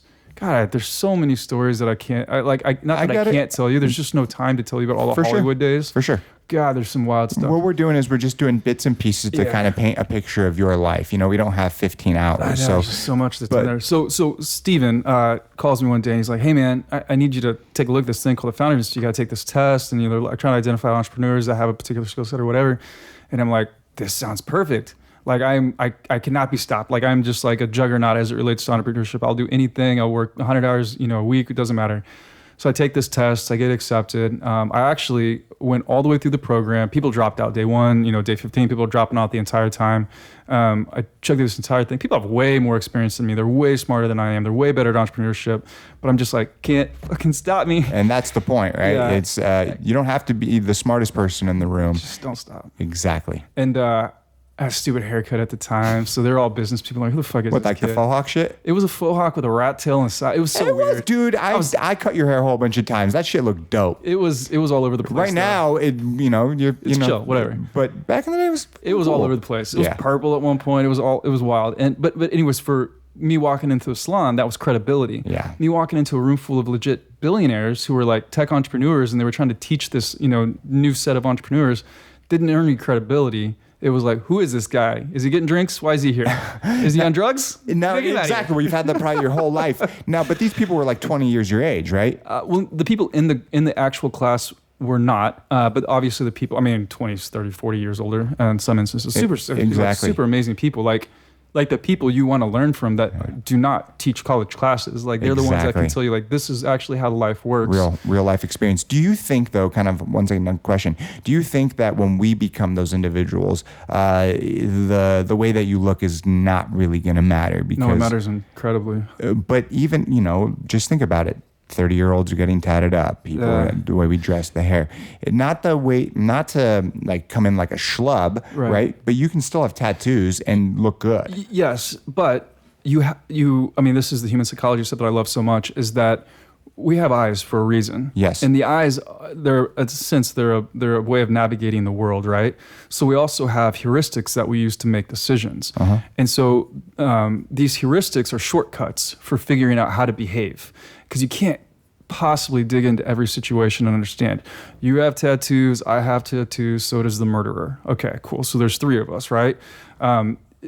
If you have tattoos and murderers have tattoos and convicts have tattoos, there's an association there that cannot be denied by the human brain. Even when rationally we can get there, sure. I believe we will. God knows I'm not saying that I don't think tattoos. No, I know awesome that. or whatever. Well, you fucking are tatted, so. Right. So my point is though, and my understanding and my respect for someone else's perspective is that they're going to have filters and heuristics that they have developed that have worked quite well for them. For sure. And I am subjected to those. And if I run through a filter and get caught up in a shitty haircut or a tattoo that looks funny or whatever, I have to accept that I've been caught in a filter that person has that's been doing them quite well. Correct. And I can what am I mad at them for that? No. Am I gonna, this isn't fair. I'm an individual, fuck you. Like that's such a silly ass way to respond, right? Absolutely. I should appreciate that I caught it, or that they were clear enough with me so that I understand that I'm getting caught in this filter, and then find a way to decide, is what I want going to change my behavior? The teeter-totter thing again. It is that teeter-totter, but I guess my point is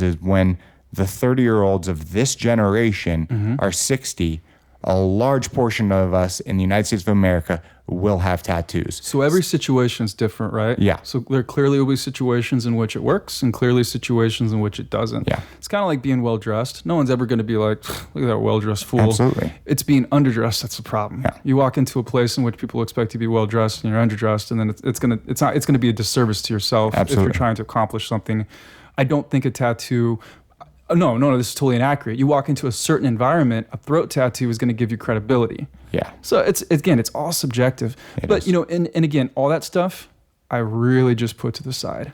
And it's I respect it, I understand it, and if it becomes an observation, then I'll navigate it if I can. But for the most part, I think charisma and effectiveness and confidence, all that is pretty much going to trump it. 100%. Do you think it's well, hold on, I'm just kind of a back step. You're talking about like the way you look and the way you dress. So when I walk into kind of wherever, and I've got my hoodie on, my vest and all that shit, my jeans, bandana hanging out my left pocket, and I walk in, a large portion of people that are older are going to look at me a certain way, or judge me.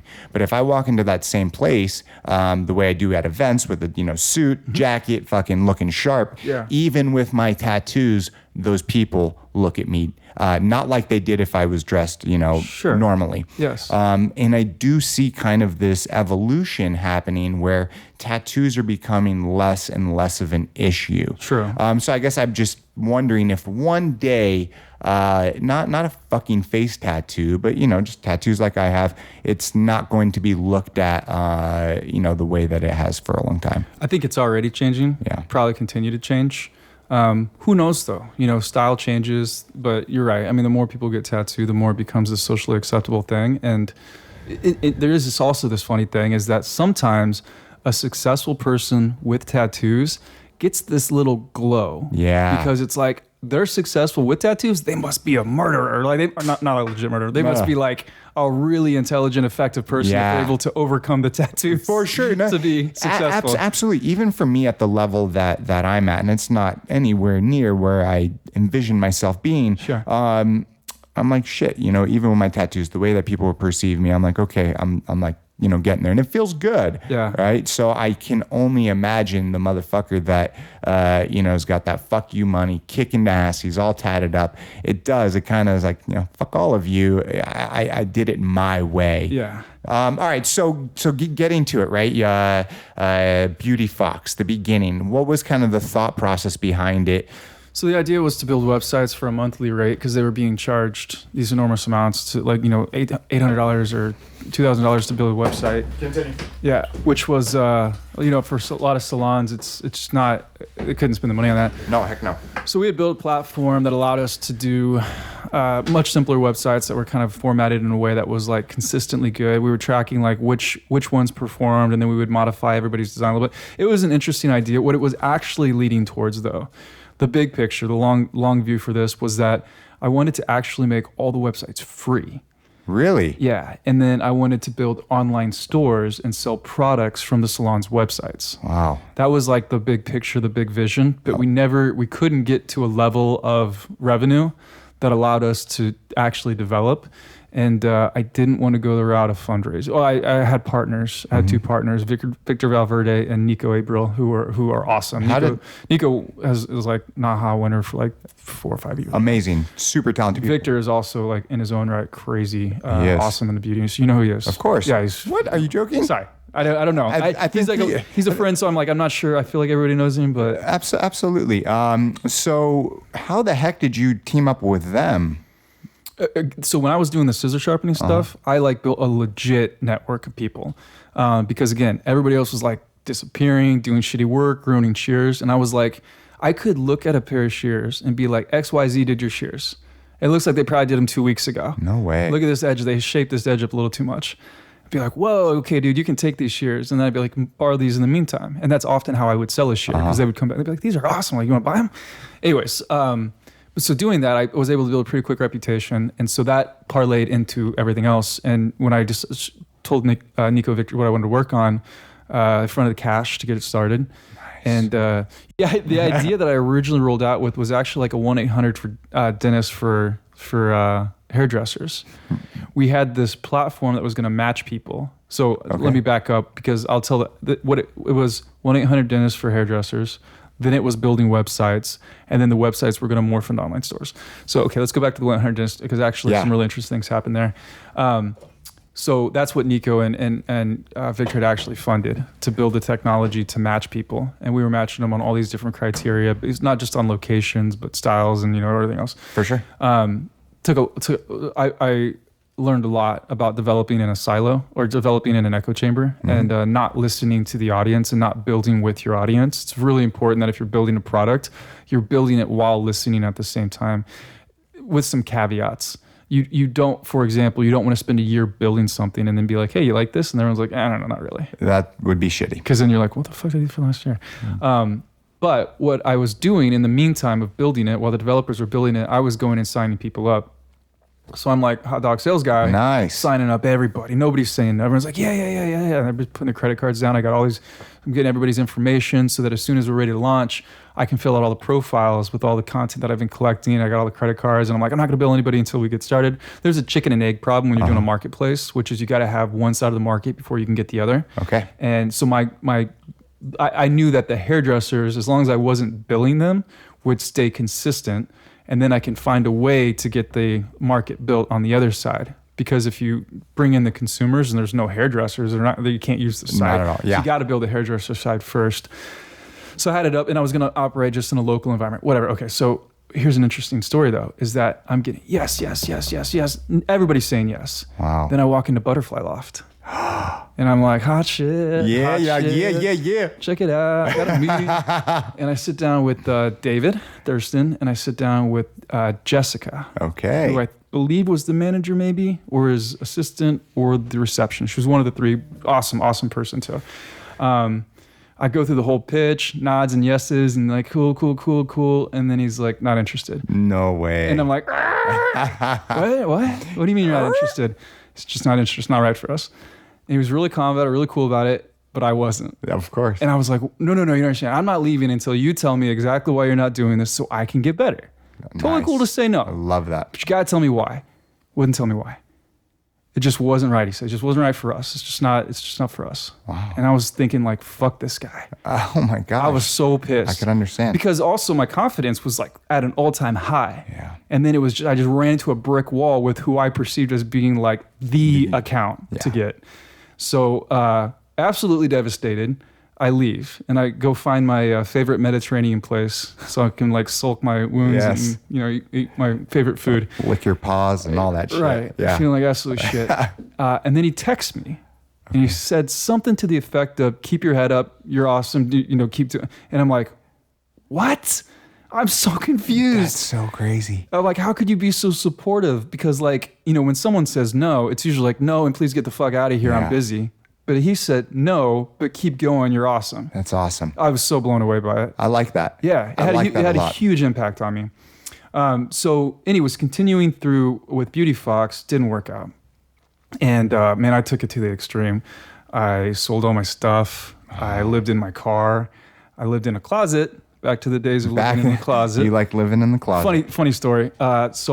In this time, there was a period of time where I was living at a place called the Orsini downtown. You know this place? No, not at There's all. There's the Medici and the Orsini. They make it sound all fancy, but it was like roaming gangs inside of this place. It was awful. It was a horrible place to live, but it was built as if it was like old school Italian. No way. You felt at home. No, it was awful. I'm just joking. So I had been living in my car, and then an amazing girl named Brianna was like, Brianna, sorry. Fuck. It's Fresh. Yeah. Fresh. But she was so kind to let me stay with her. Yeah. But there were 7 other girls staying with her. So it was Tyler and 8 women living in a fucking 2-bedroom Orsini apartment. Are you serious? And that was like, I was actually made it an illegal situation because normally it would be legal to have 8 people living in there. That was like the max you could do. Wow. 2 bedrooms or whatever. But the whole place was just, I'm serious roaming gangs in the hallways, and it was at the basketball court, and it was this fancy ass place. I don't know who was managing it. It's crazy. So anyways, hold on, because I do want to stop you. Going back to living in your car, because I've lived in my car before. What did you feel? How did you feel inside? Didn't navigate. I didn't put emotions into. You didn't? No, it was all optimism. It was all for a Seriously. reason. It was all for a purpose. But at that time, you weren't like, fuck, man. Pure optimism. And how long were you in your car for? It wasn't like I only lived in my car. It was like here, It was here. Sometimes you had to sleep in and there. There was a night or two you had to spend in your car, and sometimes it was just easier to park in front of a salon and be there in the morning than it was to navigate LA traffic and stay with your friend. And then you start to feel bad for being like, hey, I can't pay rent, but can I sit on the couch again?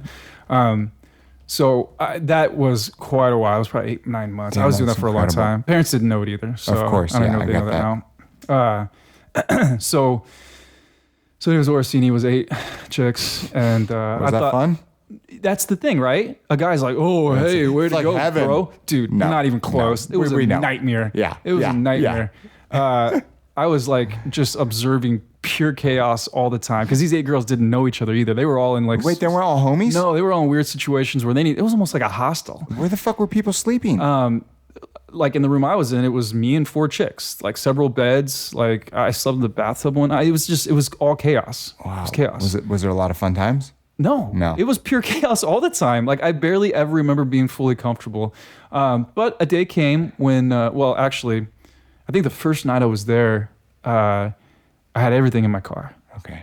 My dumbass parked under a bridge. Oh no. This would be like the second of like 5 times I've been robbed in LA. Okay. And the 5th time the police said, "Sir, you're what we call a soft target." Yep. You're a dumbass. you need to really consider security a little bit more. And even with Pulp, I had my window bashed out, my laptop stolen. It was just it's nonstop for me. It's not fun too. It just happens. Now I'm like, oh, I got robbed again, guys. Yeah. My whole car got stolen. I got stories for days. Oh yeah. Was it the Lexus? Yeah. Ah, I remember that. Broke into the house, stole a bunch of shit. Nice. Stole the car. Nice. Took your dog. I remember. Nah, just joking. But anyways, I think that was the first or second time. It was the worst because I still had all of my possessions that were of value. Yeah. I had my Mac, like my full Mac, not a MacBook, all my clothes and all my documents. I remember walking down to the car that morning, seeing my windshield or my side glass busted out from a ways away, and I see like all my clothes on the street, and I'm like, motherfuckers. So how did you feel? Broken. So that broke you. Completely broken. I understand that. I was kind of quasi seeing a girl at the time, and but it wasn't really working out because obviously the situation was all messed up. Yeah. And I remember telling her, "Hey, life just got really difficult, and but when I have life by the balls, I'm gonna take you to the best dinner ever."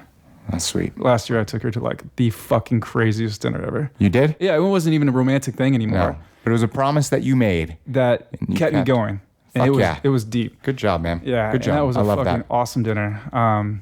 Yeah, so it was good. It was just a great connection with a friend at For that sure. point. So So all right, so you got your car broken into. You're fucked. How did you like lick your paws and get back together? Because did you have insurance that at least gave you money? To cover? no. I took it to the police and they were like, "Dude, we can't do anything for you. You Fuck, parked under an dude. overpass." Like, why would you park over an overpass? I'm like, I don't know. Wait, your car insurance didn't take care of it? I don't know if I had car insurance, man. I had health insurance for like years and years and years. I was about as homeless as you could be without And- being like literally living on the streets. What are you like, 28?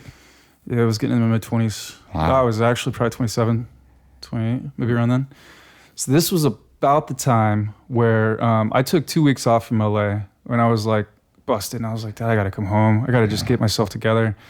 Went home, just chilled for 2 weeks in Memphis where they were living at the time. Okay. My dad's perfect. So he kind of like put me back together. I love Like, that. He's like, we got you. You're totally fine. Like, we believe in you. Like, this next year, you're going to get it. God, he's fucking perfect. I love my dad so much. So then after 2 weeks of being in Memphis, I was ready to come back to LA. And I kind of get it's a little fuzzy of when it all happened. But around the same time, my friend Dustin was moving to Los Angeles from Omaha, Okay. who I had known for, a very long time. I had a lot of really fun times with him when I lived in Omaha in the early 20s. And he plays in a band. I believe he was a graphic artist for a while. He was a really great guy. Nice. So he was moving to LA, but then also my friend Krished goes by Ken, who was a great friend growing up too. And he was, I think he's from Tajikistan. And he's moving to LA? And he's moving to LA at the same time. So all 3 of us were like, let's make this. Actually, no, Dustin moved first, and him and I lived in Hollywood together. Okay. And that's where a lot of the fun Hollywood stories are from too. And then Ken decides he's going to move out too to live with us. And so then it's like all of the guys from Omaha were like, "You still need a house, so we get a house in timing. Koreatown." Yeah. And then around that time, I started throwing art shows for a company called Raw Artists because my friend Kyla had gotten me the job. Because after Beauty Fox had kind of imploded and I was like, this isn't going to work out, Kyla, and who's a big part of my life, a really awesome girl. She's in a band, was in a band at the time. Now throws these huge trades. She's just sweet. She does a lot of different things. I believe probably she's an influencer is the best way to call it now. Okay. But Kyla. And another friend named Kiki or Kristen. They were all in this band called Nylon Pink. And so I became really good friends with them. Yeah. And they were like sisters to me. And so, and we've very much have navigated the last 10 years together in different ways. I even went on tour with them. I have awesome, Wait, seriously? Yeah. Where? I was like the band merch guy, I guess the guy who got payment from the bars that we played at. I drove the van. It was a crazy couple. How long? I think we did it for a week and a half, 2 weeks through Ohio. We did this weird little loop-de-loop through Ohio. That must have been exciting. Yeah, there was a great tornado chase story. We had an awesome guy who named Mickey that was the tour manager. Who was still. That's so fucking cool. But I'm gonna bring this back because when you're kind of at your lowest, your car gets broken into, everything. All of a sudden, something happens. You have two friends moving into town. Crazy, huh? What happens? It picks you up. Yeah, that was part of the turning. Yeah. Because then Dustin and I started working together at Raw Artists, and now suddenly I had community again. Yes. I wasn't all alone. Uh-huh. And so then Dustin and I worked side by side every day, throwing these huge art shows. We eventually were managing multiple locations, and he was much better than I was because he was way more organized. But as a team, we were great because I loved doing the phone calls with the artists. From an organization standpoint, but again, it kind of reminded me of my detasseling days of Korn because we'd have to set up all these fences for the art to hang on. But we were like him and I were like moving these fences through these venues. We would throw them downtown at a place. What's the place? The Aztec looking place. Fuck if I know. Yeah, it's some crazy looking place downtown. We called the Aztec actually. There was a place in Orange County too. Anyways, we'd have to drag these massive fences from this truck up these flights of stairs, set it up, and artists put their stuff on it. We throw the show, then we have to drag it. It'd be like 4 a.m, and I'd be like dragging a fence like through an alley, loading up a truck. We'll see your corn husking days and detaching or whatever the fuck it's called. Detasseling, kind of played a role. Yeah. Just kind of fucking pushing it, grinding, doing what you have to do. And so you've kind of had a lot of these moments throughout your life. And, something that happens to a lot of people that are successful is that they don't stay in one place for a long time. They kind of, go from here to here to here and getting all of these experiences. But what's happening is it's going up and sometimes down, but still up and up from that macro level. So you're doing this artist experience. Were you kind of detached from the hair industry at that point? How was that?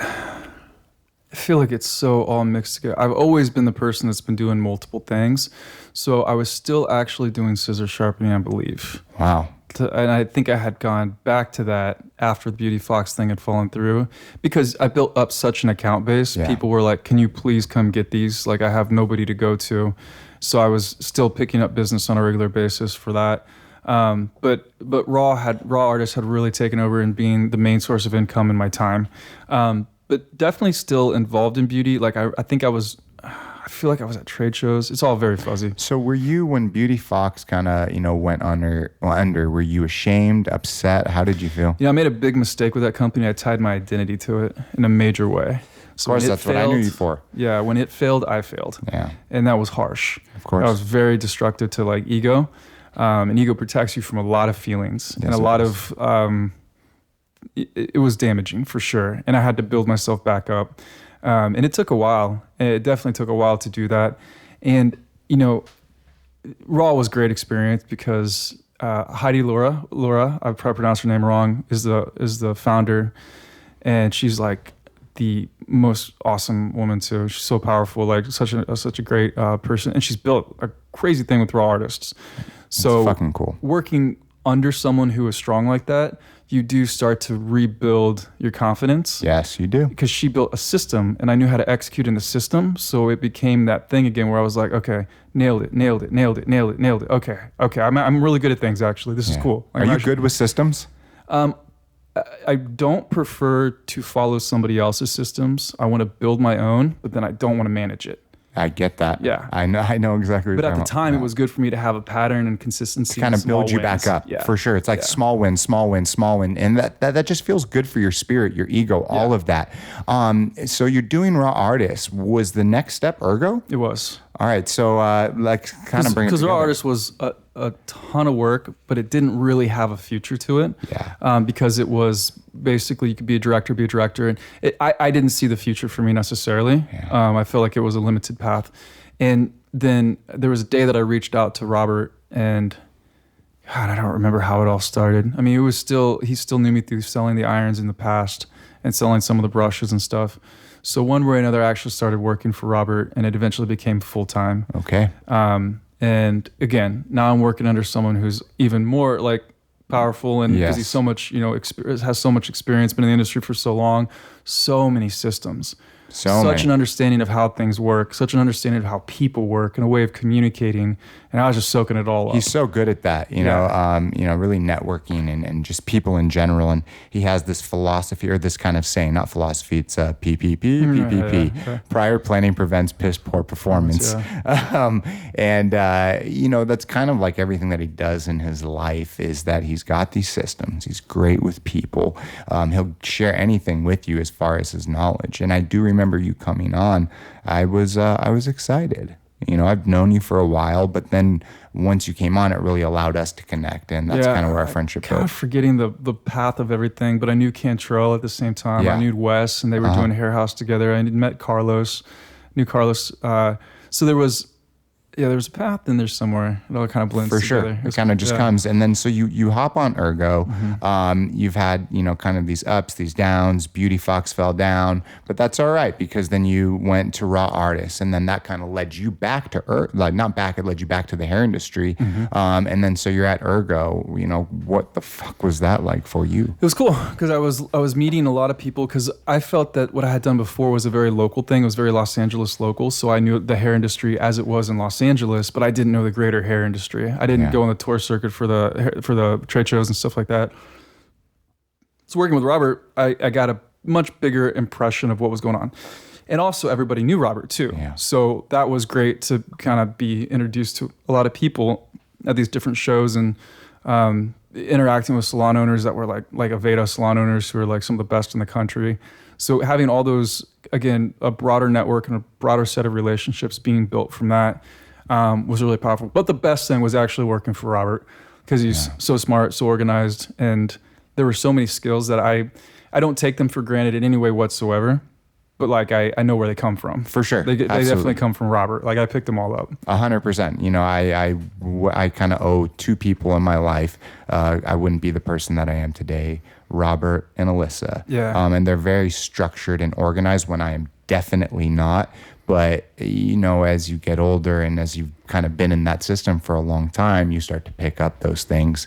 And just a lot of the things that I do, if I look back, I'm like, wait a minute, I learned that from Robert. I learned that from Robert. I learned that from Robert. I think it's important to remember too, so you can continue to be grateful to those people. Absolutely. And give back, like without measurement either, without like keeping score. Oh, for sure. It's important. Being a mentor of someone, the greatest thing, it's kind of like a parent seeing that individual blossom. And for Robert, especially for you, man, you took that step. You left Ergo and it was tough. At Pulp. Yeah. The road diverged.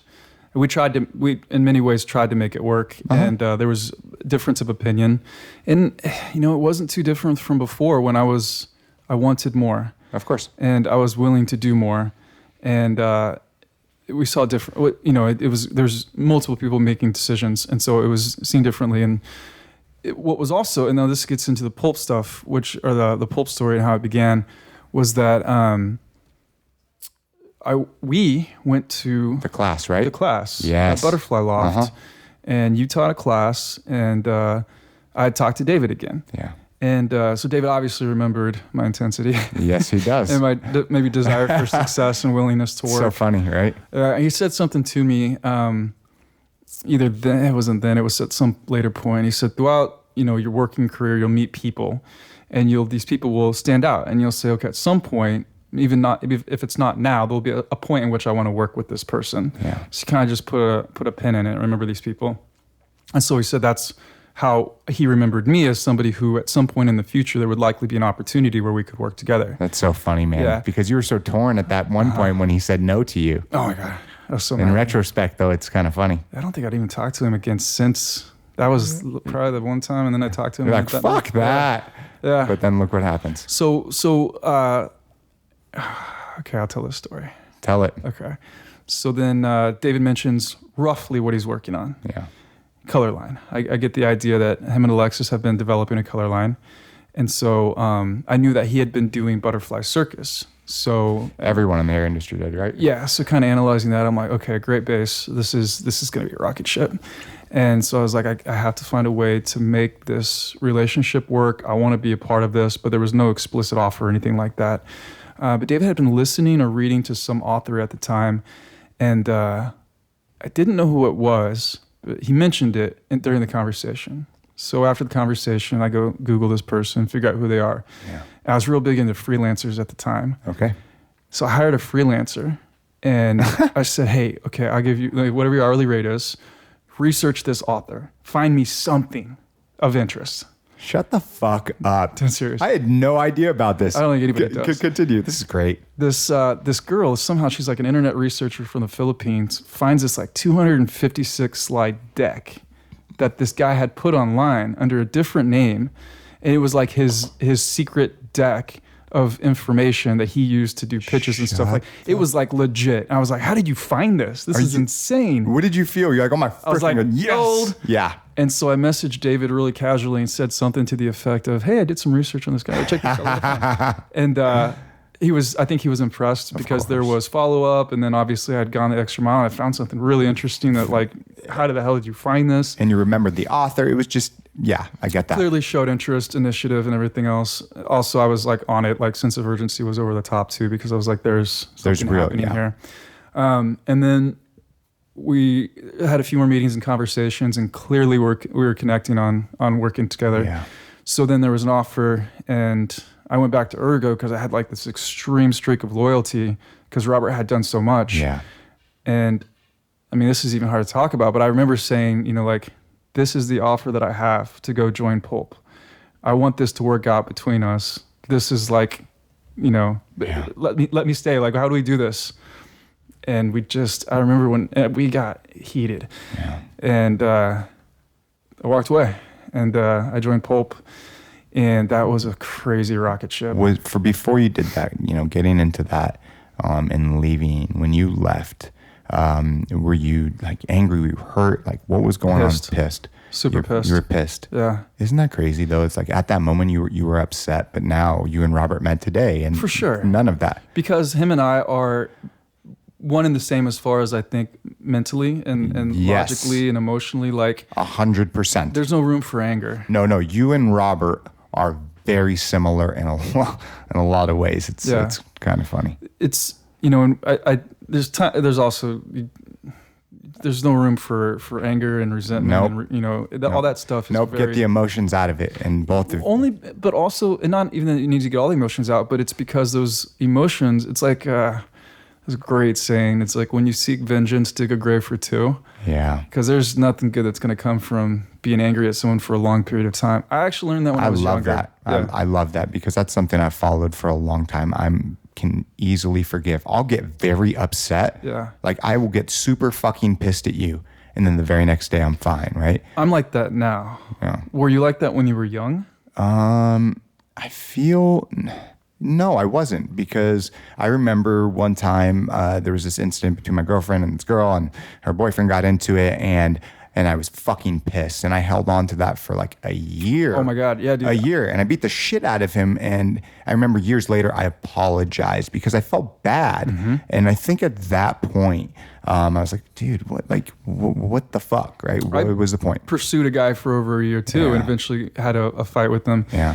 It was That's funny. vengeance was like in the blood. Yeah. Because there was a purpose. Yeah. And it gave me like a drive Exactly. and like an energy that I like was addicted to, like this feeling of like purpose. Absolutely. You can get that other places. Of course. Of so, course. and the negativity it eats. There's just no reason, right? Unless like someone does something super fucking terrible, like some of your family or something. Doesn't like that, matter, right? man. You gotta let it all go. Well, you know, for me, I have limitations, right? If you like murdered my sister or something like that, but then eventually, probably, right? Because I do see people that these things happen, then eventually you have to let go, right? But anger is poison. It is, but mostly everything for me, honestly speaking, is like I can get over it. Yeah, same. So of course I was going to get over it, but I was resentful and angry for a minute, for sure. But you know, and I think that in the end, Robert is probably grateful and happy, as am I, that things turned out the way that they did. Yeah, he's proud of you. I'm sure he is. No, yeah, we talked about it. Yeah, he's proud of you for sure, absolutely. So you left, and then what was next? And so I think I worked for both companies for a period of time because I wanted to do the transition properly. Yeah. So I worked for Robert and worked with David for a while at the same time. It just became clear pretty quickly that pulp was going to be all consuming. Yeah. I was so happy that I knew it was going to be crazy. I just felt that energy was building. At that point, did you feel like, okay, I'm on to something here? Like I it feels right. I feel good. Like what there was almost not enough time to even doubt what was about to happen. Yeah. And also like I can't say enough good things about David. Oh fuck yeah. So brilliant. Yeah, I'm very careful with words as far as when describing someone's capabilities or intelligence or something like that. Guy just has like a wild instinct that is so far beyond my understanding. As far I kind of think I get where it comes from. You know, owning a salon like Butterfly Loft, having Alexis as a wife who is behind the chair and is like an incredibly perceptive stylist and super talented. That instinct and that understanding of an industry cannot be replaced. Yeah. And so it's often that I run into people who are real young, who want to be entrepreneurs. I always tell them, like, do whatever you're going to do it with all your, like strength and go in at full speed. But let me just give you a piece of advice. Try to find somebody who's in an industry, has been in that industry for 10 plus years, has had an interesting level of success and is about to do something big, and then latch on like crazy. That is the best, I think, identifier for a potential success. They have the network, they have the instinct, and they likely have the resources. So that, I think, is a great description for Pulp's setting them up, because also you had Butterfly Loft, which was a precursor to it. And there was already success with that. And so there was a network of influencers and educators, I think is a much better word for that, who were already on board too. So awareness is often the hardest thing when it comes to launching a product.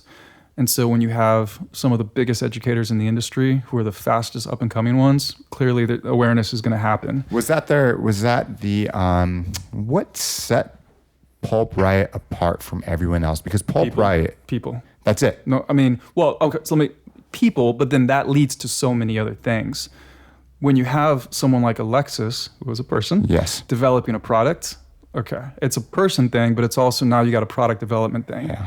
So Alexis develops like the next level of hair color as it related to the direct dyes. I couldn't appreciate that at the time. I couldn't appreciate it for so many reasons. They did that development before I joined them, so I didn't see that year of development.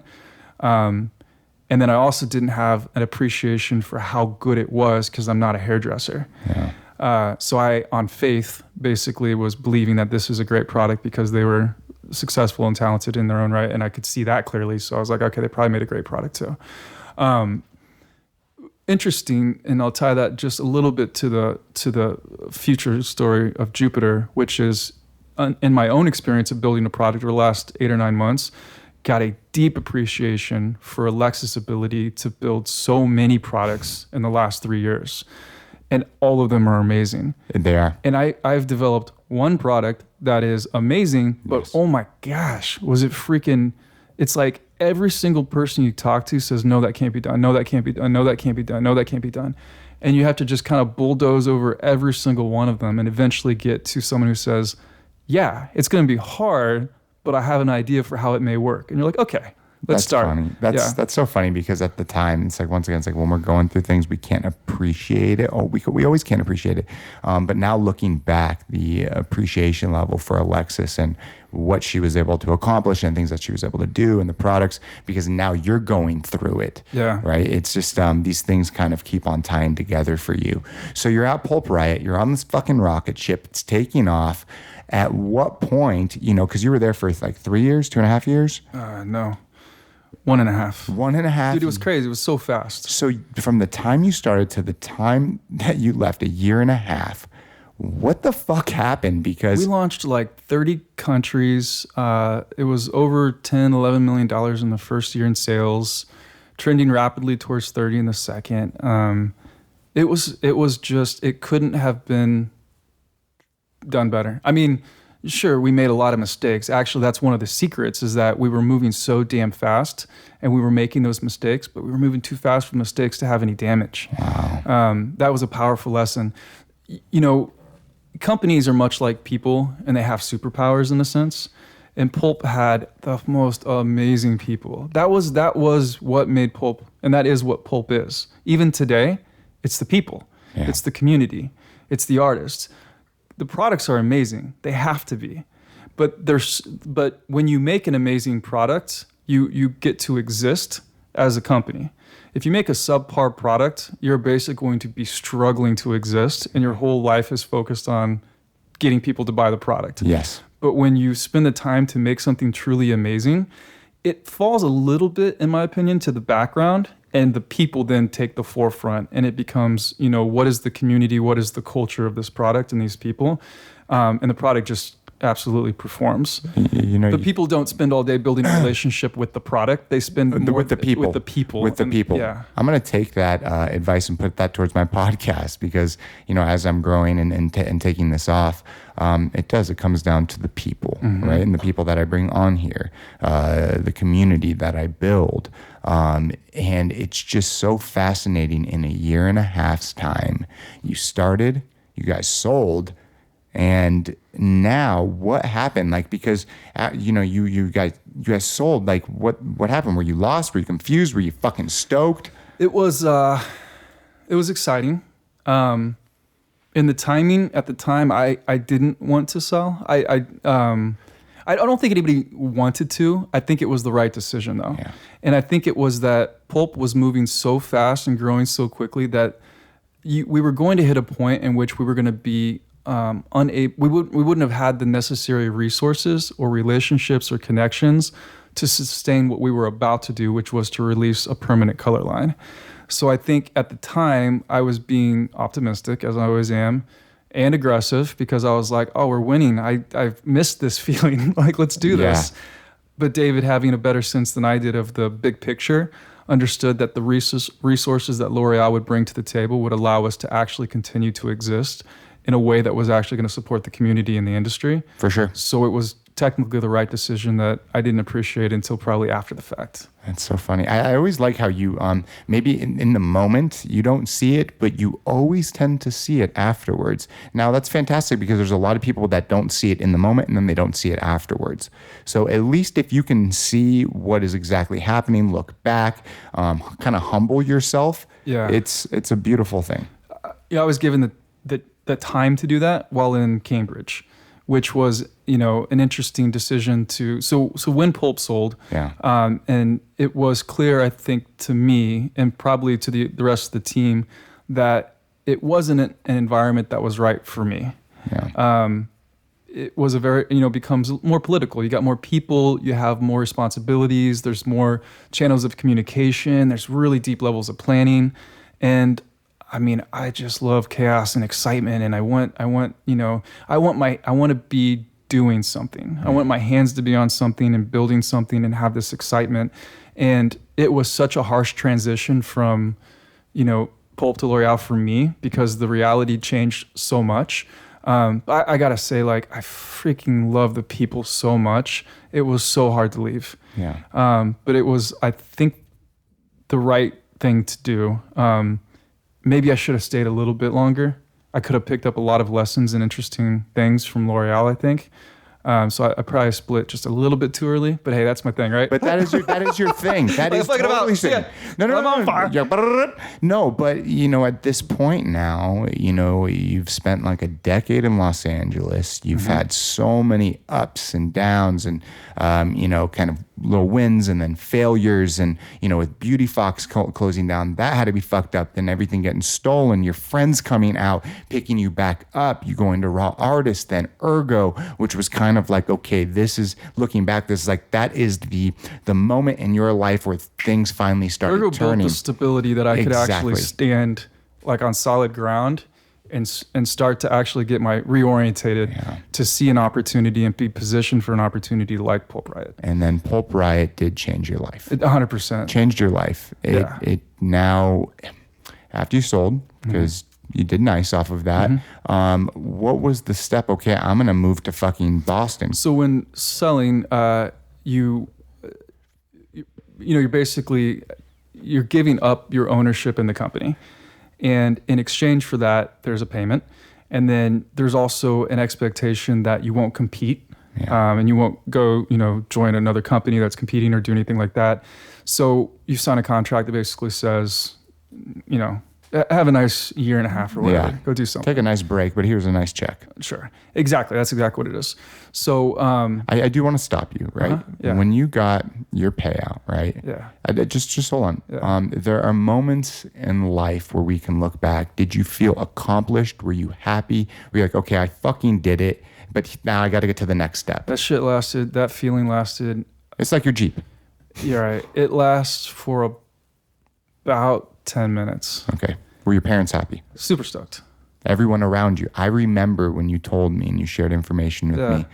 I remember being so happy and so proud of you, man, because I saw all your work. I saw your effort. And to see one of my boys fucking, kind of say what he's going to do and fucking do it.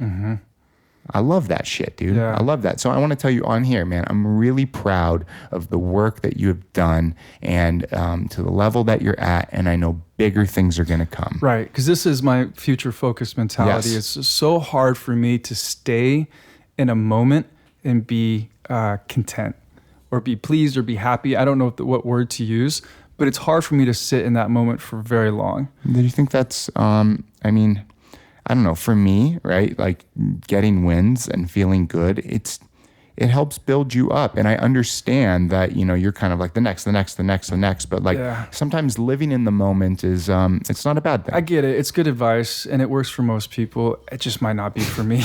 I mean, I have Respect. ever since I was 16 or 17, whenever I read, there's a book called The Singularity is Near. It's a guy who had written the book, had wrote another book called The Age of Spiritual Machines, Ray Kurzweil. And when I read those books, it changed me as a person more than anything else probably ever has. Wow. And ever since then, it's always been about the future. And there's a lot to uncover there that probably we can't go into. But I think that the basis of who I am as a person is a solid base of optimism that is indestructible, and then on top of that is a layer of stoicism that allows the optimism to exist in its unchangeable form, and then there's transhumanism on top of that, and that's the one I never talk about because it just gets too weird, and most people don't have an appreciation maybe for the speed at what technology is moving, where it's going, and what the repercussions or what the advantages could potentially be for humanity. So not to go too deep into that, but part of that interest means acquiring a level of wealth that allows me to be part of that process. And again, that it just gets into such But do you think we're at this point where it's like we are in this huge technological shift, right? Technology is moving faster than we can even blink our fucking eyes, right? Are we a little too soon? Like, meaning you and I, because like the next generation, right? 100 years from now, we're going to have human cyborgs for sure. I mean, yeah, there's, or like not human. Yeah. Cyborgs. Yeah.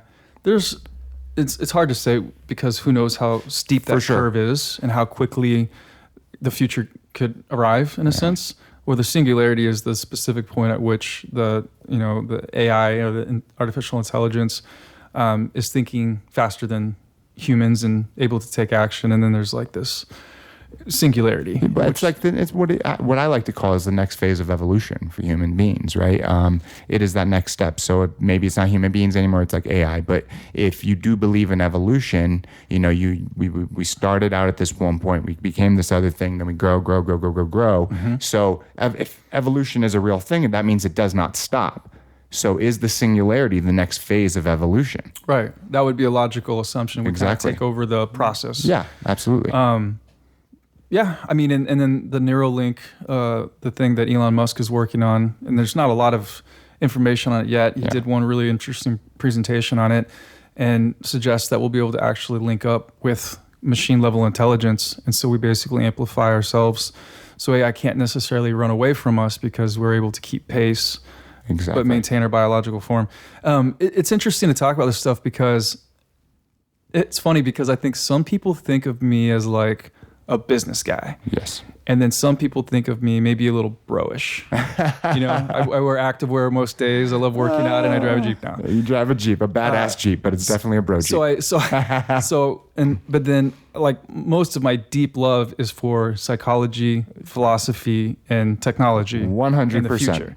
So I don't find myself talking like this very often or talking about these things because I think that the identity that most people have for me, this fits in a little bit sideways. For sure, but also like the druggie too, that you had for many, many years. What do you mean?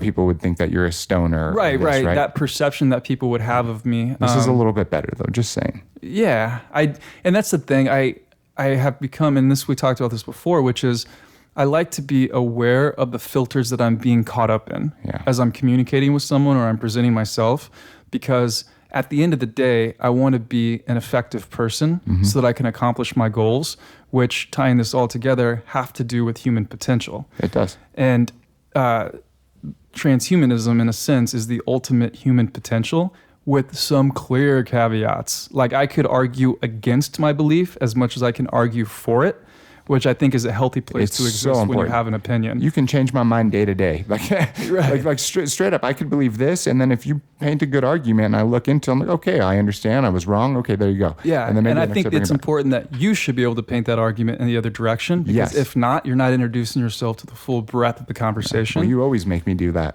You always come at me. It's like, consider the alternative is a great idea, especially when you believe, because the more you believe in something and the more sure you are, the more you don't understand the other side of what you're actually trying to.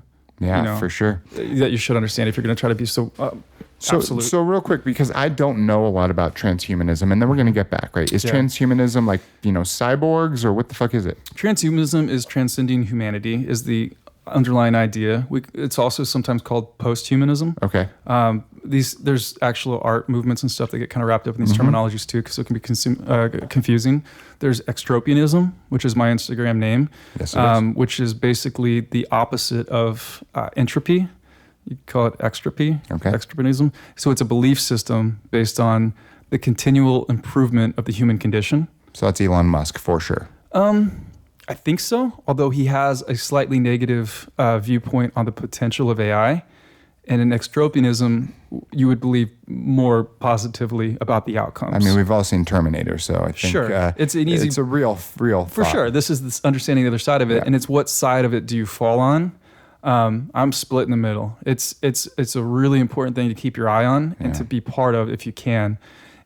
Because it's going to have such huge impacts in our lives. Yeah. Robotics, AI is going to play a vital role in our lives. But it's again very hard to talk about these things with most people, because most people are like, motherfucker, we're building a hair color company. Shut up about the robots in the future. For sure, absolutely. But at the end of the day, that part of you, now you're at this point where, because we're going to bring this back, it's like you are deciding to leave California to go to Boston. Yeah. All right. So we're going to bring it back, and then we'll kind of come back, right? So this is where we talk about Simon.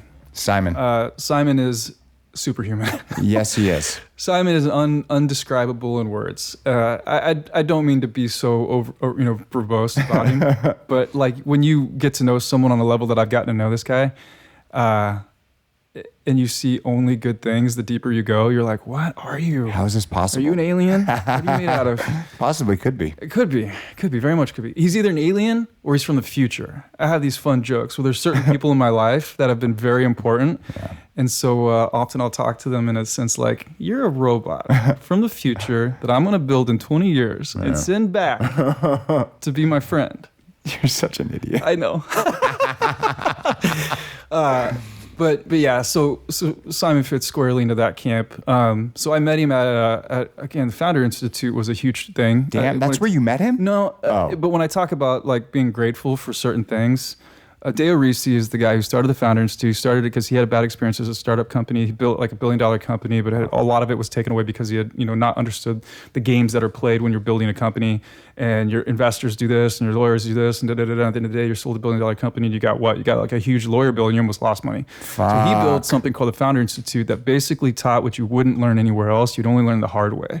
Going back to that story with Beauty Fox, I actually, through pure perseverance, graduated at the top of the class and then got invited into a thing called Metal, which is an awesome group of guys that meet out in Santa Monica. That is a badass name for a group of people. It's a networking group for men. They introduced women, obviously, in the last couple of years. How dare they? I know. I'm just joking. It wasn't going to continue as an all-male thing, but it was for a long time. Just fucking around. But that was great to go through that process and to meet all these people.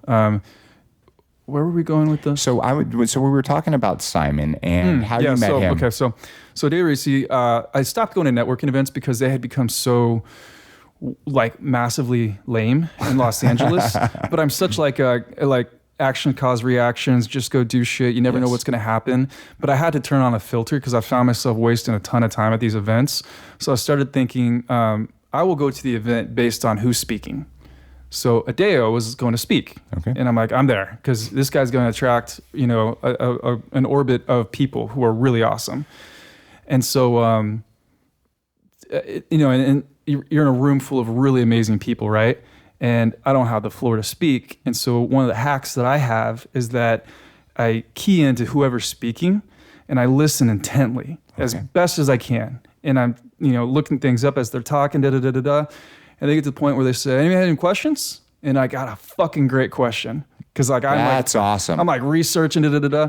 So I dropped like the best question I could possibly think of. Like, who is this guy? And so then again and again, and maybe I dropped 3 or 4 of these like home run questions. And like, I don't fucking care what the answer is. Of course. I'm just trying to get awareness built inside this room. That is so smart. To anyone listening, that is a great way to get the speaker's attention. So shout out to you, man. Thank you. All right. So you have you met him, asking very specific questions. Mm-hmm. It attracted him. Mm-hmm. You kept this friendship with him for years. Right. After Pulp Riot hits, how the heck did you So it just blows my mind. Just like David said, there's going to be people that you meet throughout your life and your business career that you're going to want to work with them. Yeah. Simon nailed it from day one. I'm like, I got to work with this guy on something, and it was just we saw the future so clearly. And this is probably really important for anybody who does any partnerships. You don't have to agree on anything except the future. If you agree on the future, the navigation of the present will happen naturally because you both want the same goal. You want the same outcome. You'll disagree on how to get there, but you both still want to get there. You'll figure it out as long as you're reasonable as people. Yeah. It's when 2 people want a different future that the paths will diverge and there will not be clear communication. And then that's when things break down. Because of that, Simon and I have probably what I would consider the best working relationship I've ever had with anybody. We can disagree on everything. And again, this goes back to him being such an amazing person. He's so able to receive information, even when I phrase it kind of aggressively. And he's like, no, it's good. Like exactly however you want to say it that way. And then he'll take it in and he'll communicate in a way back that is measured and, intelligent. And it's just a low level of emotions. You guys believe in each other too, which is fucking awesome. Yeah. It's really cool. And you guys both have a different dynamic, but it's kind of like that yin and yang that works. Yeah. We have slightly different skill sets. We have overlapping skill sets. But it's clear who's better at a lot of them. And so we typically gravitate towards, he pushes me too because he works so hard. Yeah. And that's kind of a secret to success too, is that you can actually be kind of an idiot as long as you work really hard. Yeah. You'll probably end up better than most. For sure. But when you're crazy intelligent and you work really hard, it's kind of scary. it's insane. You've been here now, you know, for like a week, and you waking up at like 4 o'clock in the morning just to be ready for him at, you know, 5, because that's 8 o'clock in the morning there. Yeah. That's huge. Because I remember I was asking, I was like, dude, there is like, for me, like, I mean, I get it, but just my thought process of like waking up at 5 o'clock in the morning, which means you actually got to wake up earlier to be ready. It's impressive. You got to go to the gym first. Yeah, you do. But still, you take care of your shit, and that's awesome. Yeah. So it's having a good partner like that is really important if you're going to go down any path. And again, David was very much the same way. David's work ethic, again, was not as visible to me because we were not like Simon and I communicate on a minute-by-minute basis. David and I were not necessarily like that. Although we worked very closely in the beginning, it became quickly we had, you know, more and more people, and there was 30 people at some point, and so it was like there was a separation. But I have a feeling that David's work ethic is off the charts, but it's complemented by like pure instinct that can't be matched. Because he said many times we had disagreements about how to do things, and clearly he would make the decision. I'd be like, I support it 100%. Like, even if I was like, I don't know about this, 100% support, let's do it, we'll make it happen. And then my optimism would take over, and I'm like, even if he's fucking wrong, I'll make it right. Fuck yeah. But he was always right. Yeah. Every single time I was always like, okay, take a note, bro. You were totally wrong on that. You were completely wrong. But yeah, so that was also awesome to see, is that the longer you do something and the more you pay attention, the more introspective you are. He's also probably wired in a certain way that most people aren't, but it just lets you make really good decisions very fast. Yeah, and him and his wife got that like power shit going on. So it's beautiful to see. So all right, so you're meeting with Simon, you're talking with him, but he's in Boston, right? Right. So what was in your mind? Like, I'm gonna fucking move out there? So I had to leave beauty in general. So I decided to leave Los Angeles. Peace. Yeah, it'd been a while. So I think I was out of a lease and everything else, and everything lined up. And Simon and I had talked a lot about working together, and that would be much easier to do in the same place. Wasn't excited necessarily to go to Boston, Cambridge specifically, but I'll do anything. It was a necessity. If I think the future is there. So I go there. And what I learned about Boston, most people have a totally bad misconception. I don't know where this whole like accent stuff comes from. I'd never met anybody with an accent up in Boston. It was crazy. Everybody I met were incredibly technically deep specialists. Okay. So whether they were working in finance or technology or medical, I mean, it has more colleges than any other city. Seriously? Yeah, it's like per capita, there's more colleges there than any place in the world, I think. Harvard and yeah, so I guess that makes sense. Yeah, a whole bunch of really smart people. Crazy smart. But specialists too. That's an interesting difference. And you have intelligence, like the ability to take in information, understand what's happening, and then infer a good decision from this information. Like that's general intelligence. But then there's also a level of technical intelligence that you only get when you've worked really hard on a particular subject and you become an expert in it, and it just takes a lot of time and intensity. And so I was meeting these people who are like deep researchers on name the problem, right? They were working on everything. Okay. I could not keep up with them because I was like, I understand the words you're using, but I don't have any context. So I just got to smile and nod. And it was difficult and to build friendships. Yeah. Because friendships, again, it's sometimes problem-based. What problems are you working on? Oh my God, I have the same problem. Then you have this, it's like, when there's a big disaster and everyone's like, we have the same problem, let's be friends. Yes. It's the same thing, I think, in human interactions where you're like, we have the same problems. We can we can work through this. It just works. It's some sort of bonding glue that, I don't, maybe it's. No, but it's so true because like in the United States of America, it's like very polarized right now. Mm-hmm. But let's just kind of go back when 9/11 happened, right? Yeah. What happened? There was a problem and everyone came together. Yeah. And obviously that's on a larger scale, but it works even on smaller scale. So if you both have a common problem, what do? You work together. Yeah. It doesn't matter. Yeah. So continue. Sorry. Sorry. Yeah. So as but I have to say, there's a guy named Tig that I met up there. Just like the funnest guy to be around. A girl named Rachel, one of the smartest girls I've ever met, super talented too at what she did. There's just some unique friendships and bonds. Yeah. But why did you go out there? What were you trying to build? It was to originally, and I was really going to pursue like some bizarre interests that I hadn't had the means or the time to pursue prior. I suddenly had a deep interest in finance, which we grew up real poor, so didn't have a lot of money. Spent most of my life poor as hell. So I was like, okay, what do I do with money? Wow. So I became pretty interested in finance and how it all worked. So I spent some time getting deeper into that. And then I was like, oh my God, I see all these problems.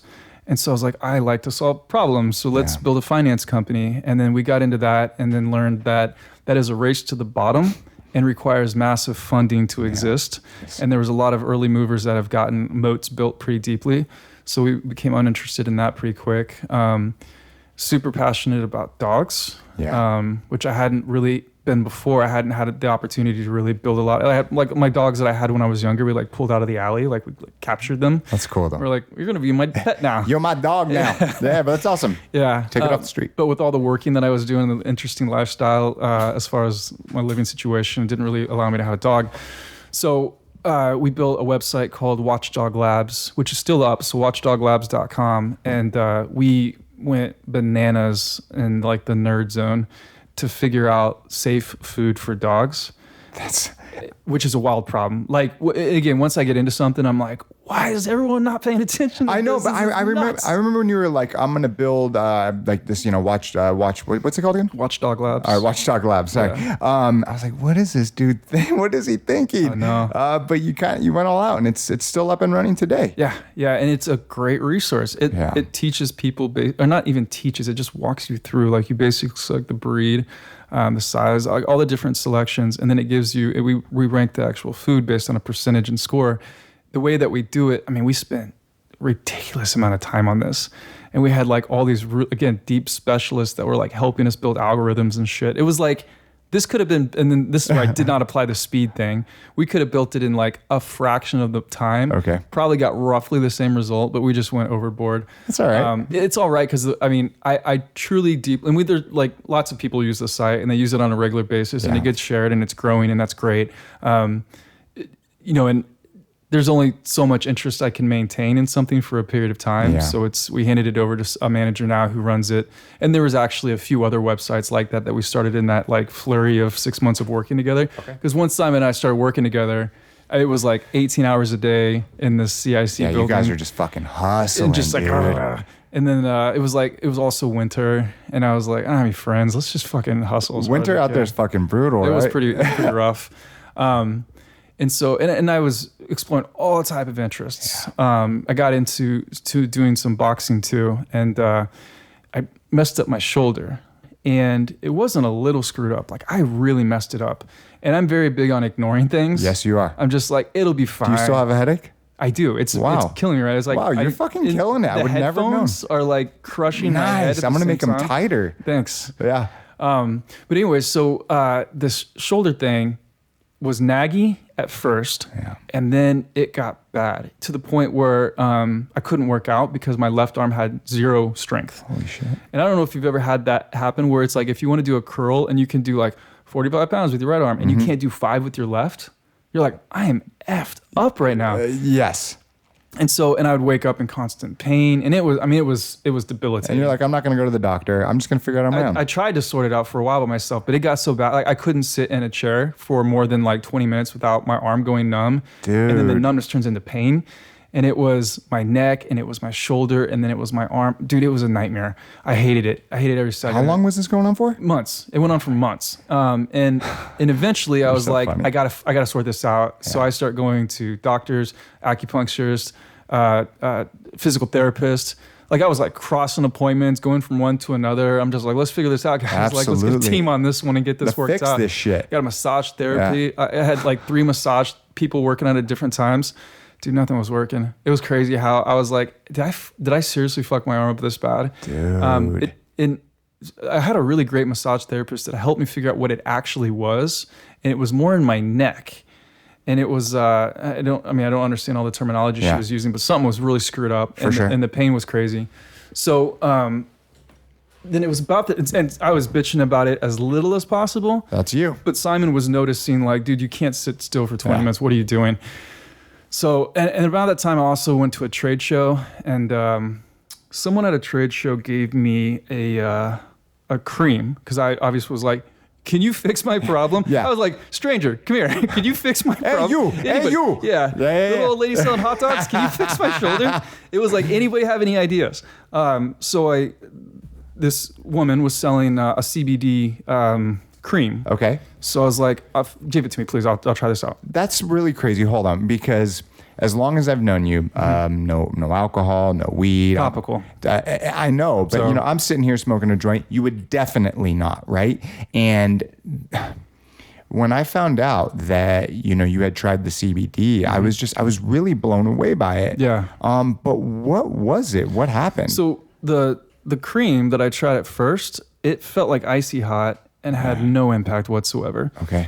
So I thought one of two things. I was like, well, either CBD is just trash scam stuff, Yes. like a lot of the vitamin world is, or this product is trash. That's one thing I thought. Or topicals are trash. But either way, my shoulder's still screwed up and I can't, it didn't do anything for me. And I was putting it on day after day after day. And so then Simon says at one point, hey, have you tried CBD? And I was like, yeah, I put the topical on. He goes, no, you got to take the stuff, the oral stuff. You got to put it under your tongue. Yeah. And I was like, well, how do you know? He's like, I've been taking it. I was like, what? Because he's also very much Same. like me and not much of a drinker. So sublingual, but Yeah. So I Okay. said, I can't, man. I don't want to change anything about my mentality or my Yeah. personality or my way of seeing the world. I like difficult things. I don't like the shoulder thing, but I don't want anything to change other than that. Like, I'm cool. And he said, and it was very much like that teeter-totter. The pain was much worse than my, not wanting to take CBD. Yes. But also I trusted Simon, with my life for the most Yeah. part. So I'm just like, if you're telling me that this is going to be good, I'll go with it. I'll try it out. And so I got the most expensive brand I can find, just defaulting to the heuristic of Yeah. expensive means good. Not always true. not always true. In this instance, it was, though I did get a really good brand. So I tried it, and it was with about 2 weeks. It was as if my shoulder opened up, and the pain went away. Wait a minute. It didn't reduce. It fucking went away. It took the pain away? Everything that was causing the pain stopped. The tingling stopped. The tightness stopped. The numbness stopped. Everything stopped.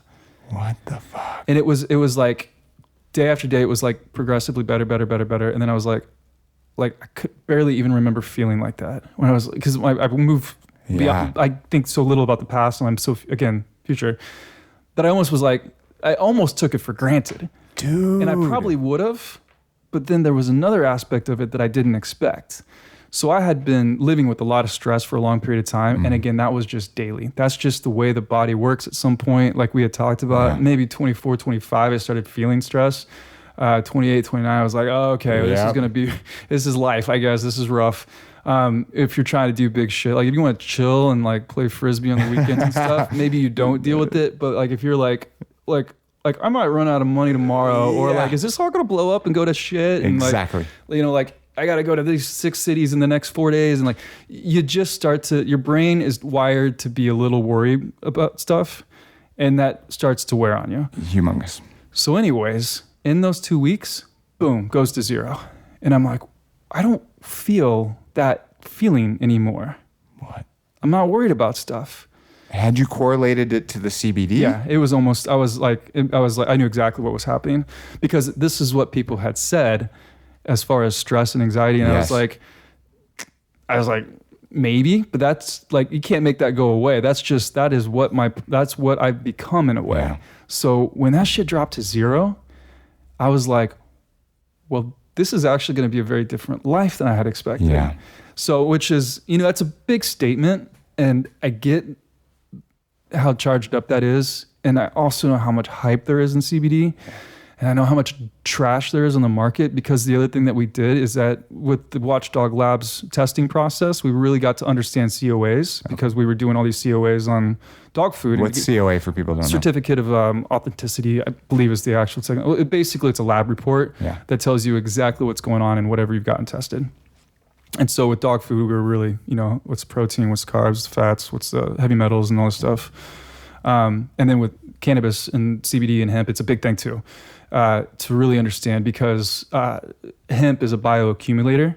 as a plant. And so whatever soil it's in, if that soil happens to have arsenic in it or something like that, the plant is going to absorb the shit out of it. And it's going to maintain through and into the actual product that you create. So that end result will have whatever's in that soil. Yeah. And I've seen some COAs from companies that are just blatant, like loaded with shit. And you're like, okay, well, they're saying it, like, but everyone, are you still buying it? Why do you think people just... They're too busy. They're not stupid. They're too busy. Yeah. Too busy to try to understand what COA is and actually read it and really get a full understanding of it. But it's there in black and white sometimes. Yeah. So anyways, there's becoming these CBD review sites. And you know, a lot of times those companies are paid. They're just paid sites and whatever. They're advertising for companies willing to pay them. But a lot of time they're doing a good job of actually saying, hey, take a look at the COA. It actually says that there's like this crazy metal in it. Or it has a mycotoxin, or it has like, there's you know, fungus. So many different things, right? Right. So this is all very important. So anyways, after I start to, and then sleep is the other thing too. I'm always a pretty good sleeper, but I had developed the tendency to stay up a little too late, kind of just, the mind wasn't really shutting off as it was, and I wasn't doing a lot. I mean, I was working really hard and stuff, but I didn't feel like, it wasn't like pulp, where I had all these people depending on me. There were far fewer interdependencies with people. And when there's less people involved, I think the mind is able to let go a lot more, because you're like, I have my responsibilities and my list of things that have to be done, but I don't have to worry about 15 other people. For sure. So I did have that little release as far as it made it a little bit easier to sleep, because I wasn't wondering about, you know, the people reporting to me. Or absolutely, 100%. I mean, that makes a lot of sense. I mean, but anyways, but I did have a tendency to stay up really late. And then there were times I would just wake up in the middle of the night and had a nice view, and I would just find myself staring out in the middle of the night, just looking at Boston. Just can't go to sleep. Beautiful city. What the fuck? Yeah. So, and again, you kind of get used to that at some point. If that's just your life, norm, you know? You just get out your laptop, you start doing work, maybe you read a book. I mean, whatever you do, or you get food, or maybe you go to the gym early, or whatever you're going to do. And again, there's always a positive side. Nobody's in the gym. Nobody's going to call you. Nobody's going to bug you. So you just blast through some work really quick. Anyways, it's also nice to get 8 hours of sleep. And that started happening. Important. Yeah, it started happening regularly too. So I started sleeping all the way through the night, falling asleep at will. It's kind of an interesting thing I do now. I just 50, 49, 40. I get to like 30 and I'm done. And I'm really? Out. Yeah. So you just count every single night. 49. Wow. Where did you even learn that? I just made that one up. It's counting sheep backwards, I guess. I guess so. Yeah. Absolutely. But it's actually like 49 would be 40 you breathe in, and 49 you breathe out, or 9 you breathe out. 49. I like that. 48. It's rhythmic. And then you're just done. You're done. It's perfect. And you'll find sometimes where you're like, wait, where's this? And then you're out. Goodbye. Yeah. And how long have you been doing that? I don't even know. Forever. I feel like, no, I started doing it when I was in Cambridge. When I was having a little bit more trouble falling asleep, when I was staying up too late. And then, because you stay up so late, you eventually hit a point where your body's like, are we staying up? Is that what we're doing tonight? Exactly. And you're like, no, I kind of should go to bed. And it's like, it's 3 a.m, bro. You really got to go to bed now? Dude, sometimes I just kind of get these second winds when I It's exactly what happens, yeah. Fuck that. Yeah. But so just to kind of get back to it, it's like you took the CBD, your shoulder, your neck, that issue is gone. Your sleep is getting better. Your stress is being alleviated. Yeah. In your mind, are you like, wait a minute. Miracle. People are like, they've been talking about this, but I just thought it was hoopla. Right, because I also was, I wouldn't say I was never against cannabis, but I was so not into that plant, and I was not into smoking. I just didn't, and surely I know it does something for the body, but I was also very much like, I want to maintain whatever this consciousness is that I appreciate so much in its pure form. I respect that. But when I wasn't looking for the release mentally, I was looking for the physical release of the pain. But when the mental side came, I was like, holy shit, I am back like in like full form, where I'm like, I can think clearly. I can work on whatever I want to work. I can sit for long periods of time. I can sit through an entire movie now. I could not sit through an entire movie before. That's incredible. I run miles and miles and miles, and I had the physical ability to run many miles, but not the mental endurance to run many miles. Now I do, because I'm like, I can zone out a little bit if I just choose to be, present, I guess. I feel like that's the only time I can really zone out is when I'm running. Yeah. Because I'm not, I don't know,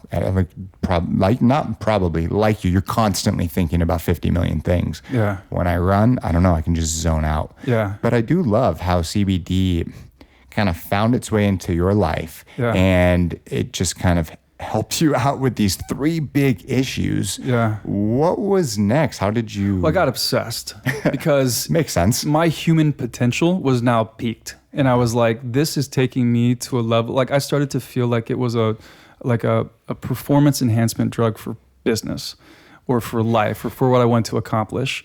So when it clicked into that human potential thing, I started being like, everybody should at least try this. Of course. And then someone's like, oh, are you going to sell essential oils? And I'm like, motherfucker. And so the industry has this wrecked kind of persona in many ways right now because every hack is like starting a CBD company or a cannabis company. Of course. Or like, and they're doing it in soaps and matches and candles and fucking all kinds of shit that makes no sense. But it's like the hot word. Yeah. In beauty, unfortunately, we love new things. Yes. And so when someone puts CBD in shampoo, we're like, fuck yeah. It's amazing. CBD in shampoo, let's do this. Like, what the And fuck it's is it like, doing? What is it doing? Like, seriously, what is it doing? And is there even CBD in here? And is there actually CBD in it? And Simon and I, again, I kind of touched on, we did the CEO. I think she was buying all this stuff off the market, just buying it straight off the shelf, testing it, and things are so inaccurate. The levels of CBD, inaccurate. The claiming CBG or CBN or CBC, not in there, not even close to the testable levels. It's terrible, man. It's and there's no regulation, so just get away with it. And you know, some of these companies have trash brands, like they're not well put together as a brand. Some of them are, but all that being said, there are several really, really, really good brands. Well, one that helped you, right? And so many, and they're further, right? I've probably taken 20, maybe 25 different brands personally for different reasons. I wanted to try them at different reasons, and it's crazy how sensitive, not sensitive that my body is, but how attuned in I am now, knowing that there is this range. I wasn't just stuck on the high end. And when I switch off one and I start taking one for 2 weeks and I'm like, oh shit, this isn't working. This isn't the same thing. Price isn't always a good way to figure out if it's going to work either. Yeah. So anyways, I started to get really obsessed with it. I have the time, I have the means to do the research. I know Simon's taking it too. And so independently, we both actually start going down the path of looking into it as a business opportunity too. Not even knowing that the other person was doing it. That's awesome. It gets more crazy actually. So we're doing this research and I would say him and I are both pretty research heavy. Like we can both get lost and do days and days and days of research. Rabbit hole. Yes. Yes. He's better than I am at that. I'll admit it though. He just is more thorough than I am. So, but I love getting on the phone and poking holes in things. Good. And I think I might get him on that one. You love poking holes in everything. Yeah, man. yeah. But it's good. It's good. Where is this going to break? What are you what's not real about what these people are saying? So, after probably a month, I put together, because we also like to respect each other's time too. So I didn't want to just come off the cuff and say, hey, have you looked into CBD? Because also I had my own hesitations about it too. For sure. But I already knew he believed in it because he was taking it too. So anyway, so I started doing this research. We started looking at vendors, started looking at suppliers, started looking at how could we actually create a product. And then so I come to him with this full laid out, almost like presentation. And I'm like, so you introduced me to CBD like several months ago. I've been doing a lot of research. That's so funny. And then he's like, dude, it's crazy. I've been looking into it too. Like every night I've been doing all this research. We found the same company that we wanted to work with. And literally there are like hundreds and hundreds of these companies coming out of the woodwork that are like, we can make CBD, we can make CBD. The story is a little bit longer where we worked with an incredible guy at that company who worked with us very closely, but it was that no process that I was telling you about earlier, where it's like, we want to do this, we want to do this, we want to do this. We see this company doing this, we see this other company doing this, we want to do both those things. Like, how is it possible to do this? Dudes, you guys are awesome. That's not possible. Like, appreciate it. That'll exist, but it probably won't exist for another 2 years. And then all the reasons and everything else. That's so funny. And what you find is that people are saying no because they can't do it, not that it can't be done. Of course. So it's really important to keep digging if you're trying to build something and find the person that wants the same thing that you want, and you'll make it work. So we work with that company, and we eventually get to the point where it's like they could not make what we wanted to make. And then they came to the decision that they were going to close the division of customization anyways. So we were going to continue to like push it with them and eventually get to what we wanted, because we actually had started to take over part of their process of actually supplying different parts of the thing to make it work. And then so they decided to close the division. And I was like, oh man. And this is months of work already. Yeah.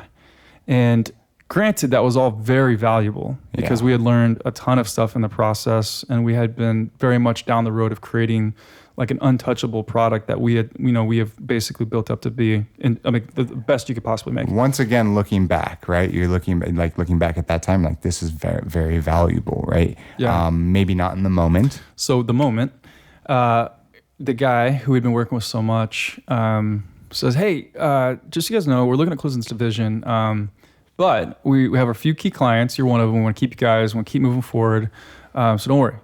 I'm gonna go to bat. We're gonna get this done." So I'm like, "Cool, sweet." Yeah. I sleep great that night. Yeah, for sure. Simon's very different. Simon's like, "Fuck, this is not gonna work." So he goes into like research mode. Oh shit. And he basically spent that whole night and that whole morning research. What are the other options? Are there other farms that we could work with? Is somebody already moving in the direction that we want to work? And I think it was like page 35 or page 36. I think you said page 36 or 37 to me. He finds a company. So anyways, the next day comes, we get on the phone, and the guy's like, "Hey, I'm so sorry. It's just, we're going in another direction. We're closing this thing." And then that guy actually ended up leaving the company shortly after. I don't think he was pleased with that decision, as I wasn't. For sure. So like.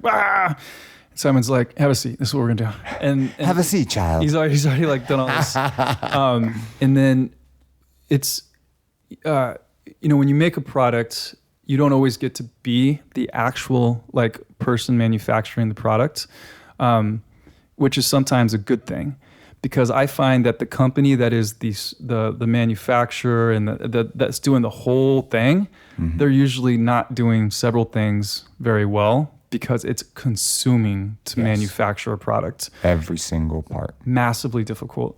And this particular product is so hard to make because it is a plant that grows in limited quantities, that has to be cared for in a particular way, and then it has to be extracted in a very particular way. Like all these things have to be done in a way. Otherwise, the work that you did prior is kind of lost. So we managed to find a very small supplier who's able to make the highest quality. They hit every single notch that we wanted to hit, and then actually exceeded it in a few places that we didn't know could be improved. So completely USDA organic certified. Huge. Very hard to do. Huge. That's the soil, that's the plant, that's the extractor, that's the bottle. The whole supply chain has to be certified organic. We have that. That is fucking huge, because what is there, like 3 or 4 other ones out there? There's not many. There's not many, right? And when there is, if not, there's thousands of CBD companies out there, if not tens of thousands to be one of few, it just shows the level of quality and care every single step of the way. So that is a pretty big differentiator for who we are as a company, I think. But that is honestly just the beginning. So when you make this plant, it's a strain, right? And anybody who, and I spent my whole life not smoking, so I didn't really understand strains and different effects and stuff like that. But you grow strains and you breed strains and you get different potencies for different effects. Absolutely. So for this particular strain, only grown on this farm, it's been bred over season after season after season to get it in this very particular form, which is super high in CBD, CBG, CBC, super low in THC. It's not designed to get you high. That is absolutely not its purpose. So it's been bred over the seasons to become less and less intoxicating, which is really, really important. Because then when you go to the next step of doing the extraction, the harder you have to work to get the THC out, the more you're going to pull out everything else too. Because getting THC out requires a process. So if it's already at a lower level, like very, very low, then that process. And then what you do lose of the other things, they're in higher quantities, so you still have. Now the extraction process, there's a whole lot of ways to do it. The most common though is this ethanol basically soaking process, and it is like an alcohol bath for the most part. And it's harsh, but you can do lots of it really fast. Yeah, but just soaking your flour or plant matter or whatever in alcohol, in my mind, I know what it does, but it's just sounds fucking dirty, man. Yeah, and then you separate it, and then the separation has to be done in a way that's good enough that you extract all that from it so you don't have any leftovers. It's the most common way. Yeah. If a company's not saying how they're doing it, that's how they're doing it. And then you have a supercritical and a subcritical process for doing the extraction using CO2, which is like a clean odorless gas that can be removed completely. So we use subcritical, which is very rare. Okay. Because subcritical is slow. And so if you're thinking as a manufacturer, you want to move quickly because you want to be able to do it. Basically, time is money on the machine. So you want the machine running, you want the machine to do a lot, et cetera, et cetera. So already when you're doing this, you're doing a smaller quantity because you're using a container, like a enclosed environment. So it can only be so big. And now we're doing subcritical. So we're also using low pressure, low heat. And so we're doing a much slower extraction. So like slow and steady. The whole reason is you get a much better potency. And this is all done through CO2 extraction. Subcritical CO2 extraction. That's incredible. Right. And so then now what you are actually extracting from is also very important too. So a lot of companies throw everything in there. You got the plant, you got the stems, you got the leaves, you got the flower, you got everything. We're just putting in the flower. And the reason is because there's not really anything in the leaves and the stem that you're going to want. There's precursors to the things that end up in the flower, but they're not valuable in that form necessarily. But it's much cheaper to obviously use just throw it all in it, right? So we take out the things that aren't going to have value and we only use the things that's going to be most potent. So we get a really potent end result because it's obviously taking the most potent part and we're most potent part of the plant, and then we're taking it out slowly. So we're getting the best possible result. Every single step of the way, it just... Taste. How about taste? And that's what I was going to ask. Because a lot of people, and a lot of the really good ones, because you have broad spectrum and you have full spectrum. So full spectrum is I'm going to speak from an opinion, but it's scientifically backed up, is better than broad spectrum because you get the full spectrum of what the plant has to offer. It's all designed to work together, in my opinion. So you want to get the full spectrum, and that does include a little bit of THC. Okay. For federal reasons, it has to be below 0.3% in order to be legal. So we make sure that we get ours below that 0.3%. So it doesn't get you It's high. not psychoactive. Absolutely not. Yeah. Completely not. Now, what about broad spectrum, just so people know? So broad spectrum doesn't have THC in it. Okay. It's broad in the sense of, it's such confusing terminology, right? It is. Broad just simply doesn't include THC, or full does include THC. For sure. Even in different quantities. But do you come from the belief that a very small trace of THC does help activate the CBD? I think it all works together. Yes. It does absolutely complement each other. Yeah. It's how the plant was built. Interesting thing about the hemp plant is that the cannabinoids, in a sense, are like a defense mechanism. The terpenes are like a defense mechanism. Okay. And so if you actually grow the plant in a harsher environment, it actually builds more potency in a sense, because it builds more of these defenses to protect itself. That makes a lot of sense. Dude, when I started to understand how That's incredible. The plant it completely blew me. And it's so funny to even be like, if my 16-year-old self could hear me talking, I'd be like, what the fuck happened, dude? What?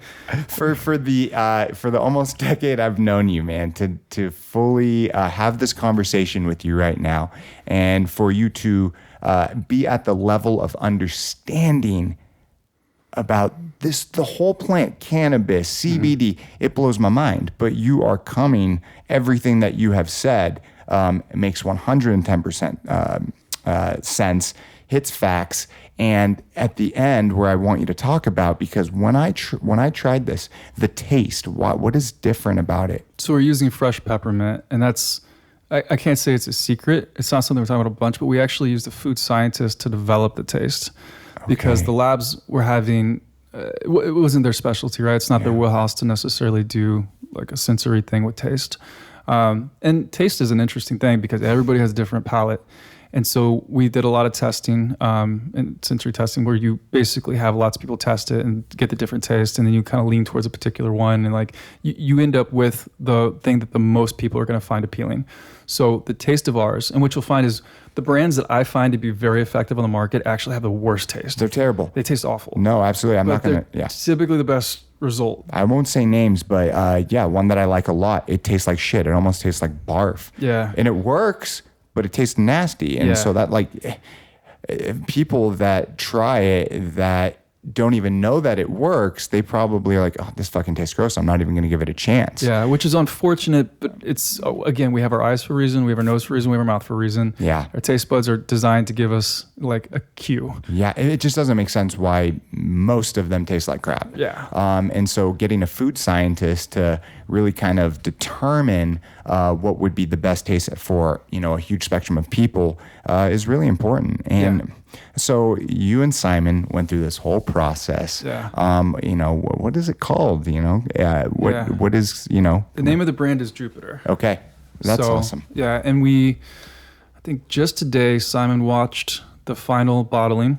Oh, man. And then I should have my first set of samples by Friday. Dude, that's incredible. When you sent me a sample, I didn't know what to expect, right? It's coming from you. I know that you'll put your whole heart into it, but I was like, it's CBD. This is just still kind of weird, right? Yeah. And then I remember trying, first off, the taste, right? The consistency, the color, the one that I like a lot that I'm not going to name, it's very dark. Yeah. Yours is very clear. So it's obviously because of the CO2 base extraction. I mean, I could be wrong, right? Yeah. But more times than not, when it's CO2 base extraction, the color level tends to be more clear. There's lots that goes into that. Sure, you would know a lot better than me. And that's the thing, because sometimes people do see color as a way to understand quality. I wouldn't say ours is clear. No. This one is a deep golden color. Yes. But it's also not fair to assume that color is an indication of quality. Thank you. It could sometimes be an indication of purity. There may be a lot of things left over, and it may imply different parts of the plant were used. All right. But there's so many things that go into it that it's hard to just visually look and say this is because of this. Respect. Sure. Right. Yeah. Thank you for dropping the knowledge on me. Thanks for giving me the opportunity to, because that's the other thing is that I learned along the route.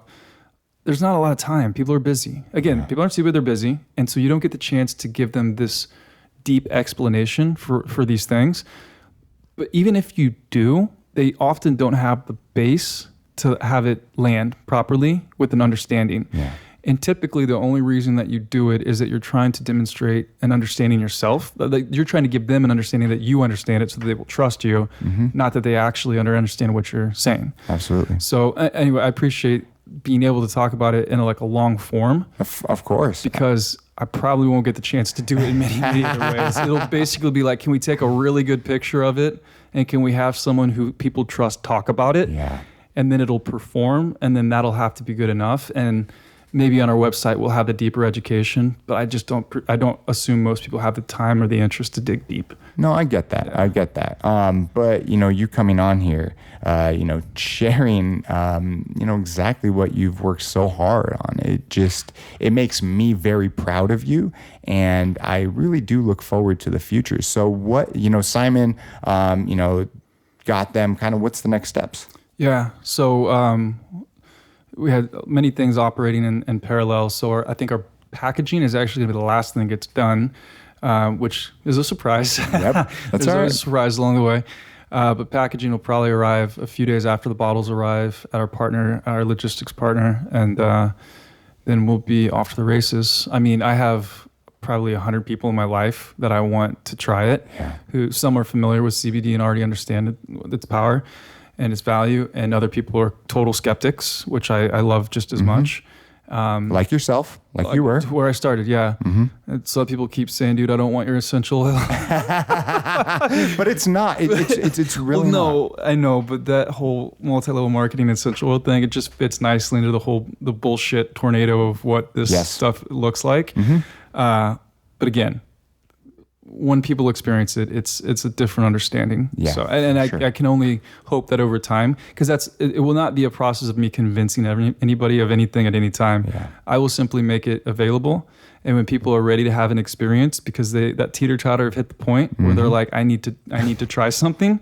We'll be there. Yeah, for sure. And I can only talk from my own experience, right? I've been used cannabis like almost my whole entire life, but just me suffering from back issues and shit like that, I've had my fair share of experiences with CBD, and by far, when I'm on a steady dose of quality CBD, my life is different on a day-to-day basis. My back feels better, my joints feel better, my brain fog, so I'm clearer, my stress levels do come down. So I can only speak from firsthand experience, and as being one of my good friends, the shit I deal with on a day-to-day basis. But watching you do this and seeing it now, just about to hit that point, I wish you guys nothing but success, and I do appreciate you guys.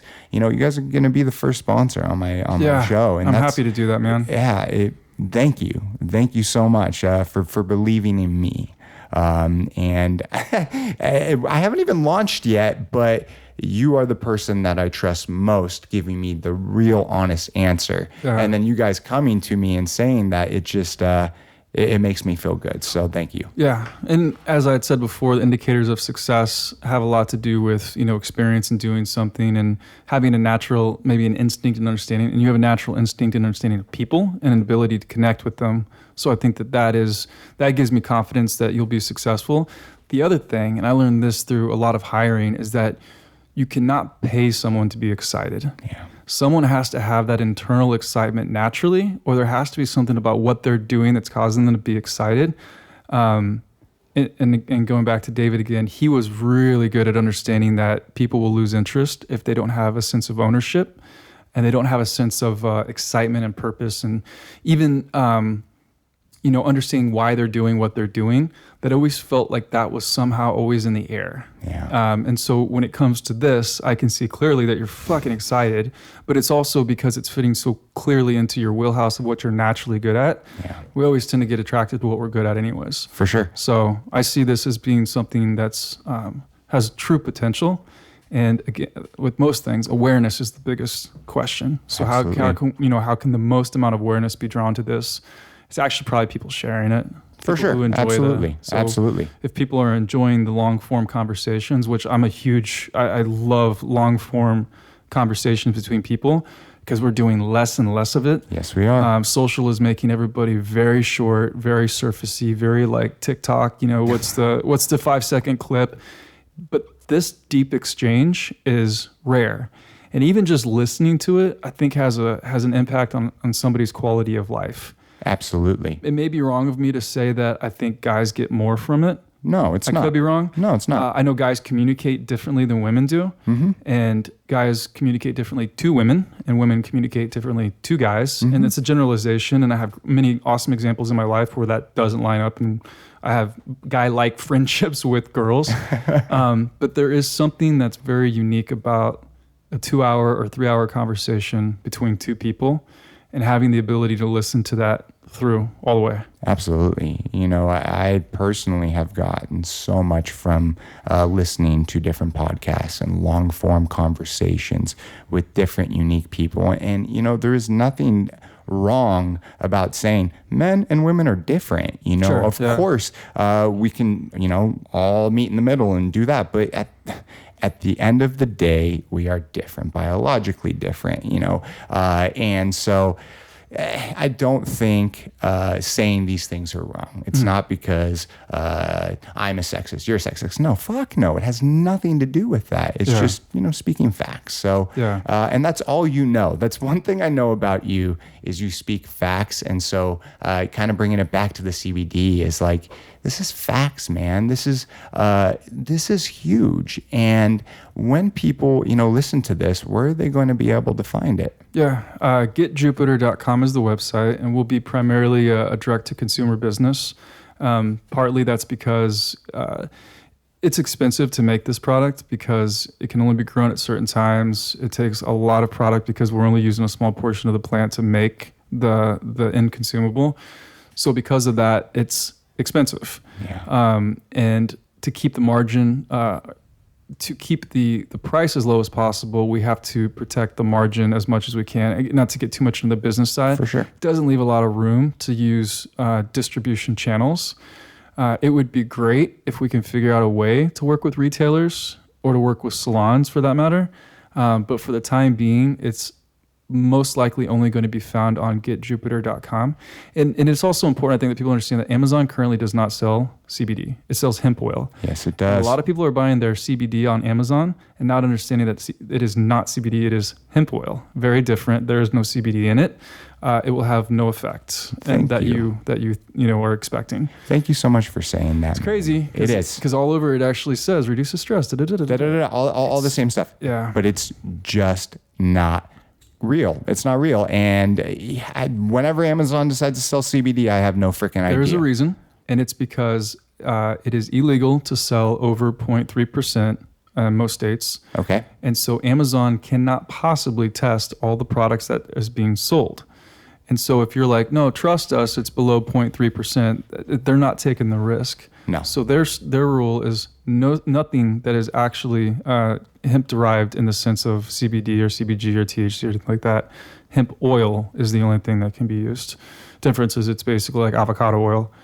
It's not. It's nothing. It's fake. It's not real. It's not the same. Yeah, it's bullshit at the end of the day. Yeah. And that is the difference between you guys. You guys are straight facts. You guys are real product, quality product, USDA organic, which is huge. And the quality of stuff that we put inside our body is so important. And again, I don't like heavy sales. Pulp taught me that. As much as my root of my existence for most of my life was cold calling and walking into a place and be like, you don't know me, you maybe don't want me here, but I got something cool to show you. There we go. And I just love that. That's the old school stuff. Yeah. What I much prefer now is to be present at the right time with the right experience. So in that light, we've worked really, really hard to create a sample. I don't mind telling you that there's no margin here. Like we're like trying very hard not to lose money on every single cell of this sample. So we're and it may be a little early to say this, but right now we're trying to bring it to market for $20. Okay. And it's a 2-week supply, because 2 weeks is about where the body starts to fully adapt. And this is, again, because every single body is going to be different. For sure. But generally speaking, at the dosage at the serving that we're providing in 2 weeks is where most people will start to get that result where they'll be like, oh, this is awesome. This is cool. But yeah, we're shooting to get that in there at $20. I find that incredible, because you're allowing individuals to try. I mean, I know it's either it's definitely not going to make you money. It's just very, very slim, and I know that. But what you're doing is you're opening up the door for people to try it. And so whatever price range you do get it at, it's still letting people try it for that 2-week basis, which is really important, because not a lot of people are gonna go out and just try this or try that. Yeah, because I thought even about myself, I'm like, I don't want to spend $89 on something that I'm like, kind of maybe.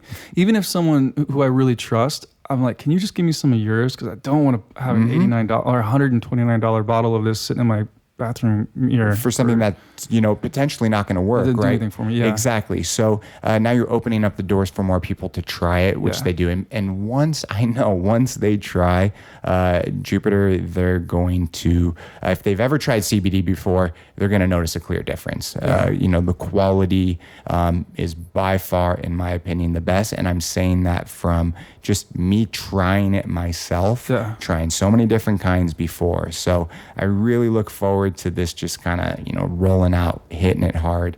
And I'm just really pleased to be able to talk about it more and more. Yeah, I appreciate it too, man. It means a lot to me. It means a lot. I think, again, getting back to human intent and potential, and maybe our tagline, and we're still early as a brand, so a lot of these things could change, and I'm really wanting to see how people respond to it emotionally. I know like the response will be physical, pretty awesome, but I want to see how people, like the pulp community guides what Pulp Riot is so much. And I think that's beautiful, because there's no bullshit marketing. There's no made up slogans or any of that crap. It's like, it's a fucking great product, and it works, and people love it, and then they show it, and that's Pulp Riot. And that's why it's been so successful, and why there's so much good energy behind it. And I want Jupiter to be the same thing in the sense of the people who use it truly love it. It gives them maybe a new potential in their life, and they enjoy life much more. Because that's Simon and I, as much as we work, we constantly remind each other, like, hey, take a break and enjoy life. Yes. Like, we're not here forever, maybe, but we're not here. Transhumanism. But in the time that we are definitely here, it's got to be enjoyable to a certain degree. And even for me, that's an alien type idea, because I so enjoy the struggle, because of the feeling that comes after the struggle of accomplishment. But life really, really should be enjoyed. It should. Life's a blink of an eye, man. We're here, we're gone. And so this time that we're here, although it is up and down, we do have to enjoy. We have to take a step back. We have to just kind of, sometimes take a break and, just do things that are better for ourselves. Because when it's all said and done, what's it all about? Yeah. And so, as we kind of wrap this up, Tyler, I just kind of look at your life from where you came from, your parents being 17, 18 years old, struggling their asses off to raise these 3 children. And then you grow up and you're picking the corn and you're doing all these jobs up and down. And then, in high school, you do baseball, which kind of gets you competitive and you're moving forward. And then you get to freaking college and, you become that vice president, the political bullshit. And then you kind of take this chance and opportunity and eventually find yourself out in LA. And what you've been able to do is you've struggled your ass off. You've worked so freaking hard, harder than pretty much anyone I know. There's like 3 people, and you are one of those 3 that by far work the freaking hardest. And now, after, over a decade, I think it's been over a decade that you've been out here, you've gotten to this point where this is what it's all about, man. Like, literally, this is what it's all about. Yeah, you went to Ergo. Yeah, you did the Pulp Riot. But what you've created with Simon is just that fucking... It's what you're going to look back at your life. And I truly believe that you're going to be the most proudest, because what your product is going to bring for everyday people, it's beautiful, man. It really is. That's the idea. Yeah. I mean, what it did for me, I wanted to do for other people. Yeah. It's as simple as that. And, my low level of emotions doesn't allow me to get, it doesn't allow me to feel overly important. Yeah. It almost feels in a way like there's a responsibility that I have, because I have had, in my sense, I, again, won the lottery with my parents. And so from day one, I've had this responsibility to do something good. And purposeful and meaningful. And then also there's, that gives me the happiest that I can feel, is to be working on something that gives me purpose. Exactly. And there's casualties along the way, There's a lot of incompleteness in my life because I've worked so hard. And I recognize that. And I've maintained a lot of friendships with people who have seen that up close. Yeah. But at the end of the day, it's, there's purpose in what we're doing, and that is like, again, like you put it in really broad terms and very like huge perspectives, which is at the end of your life. Yeah. When you look back, I will not have very many regrets. Boom. And the more good that I can do for other people, I think that's the stuff that I'll end up being the most appreciative. That's how I spent my time. For sure. I totally see it. It's freaking clear as day. And, you are a direct reflection of your parents. You hitting that lottery, man, and just showing them everything. If I was your mom or your dad, I'd be so fucking proud of you. I know, being one of your boys, I am so proud of you. They tell me all the time that yes, they're proud. Of course. No shit. No shit. And feel that. Soak that in and just keep on doing it, man. Thank you again, Tyler. Yeah. Thank you for everything. Thank you for your friendship. Thank you for coming on. Thank you for believing me. Yeah. Anyone listening to this, go check it out. Cool. GetJupiter.com, baby. Yeah. Do it again in a couple months. Do it again. Have a good one. Peace out, motherfuckers.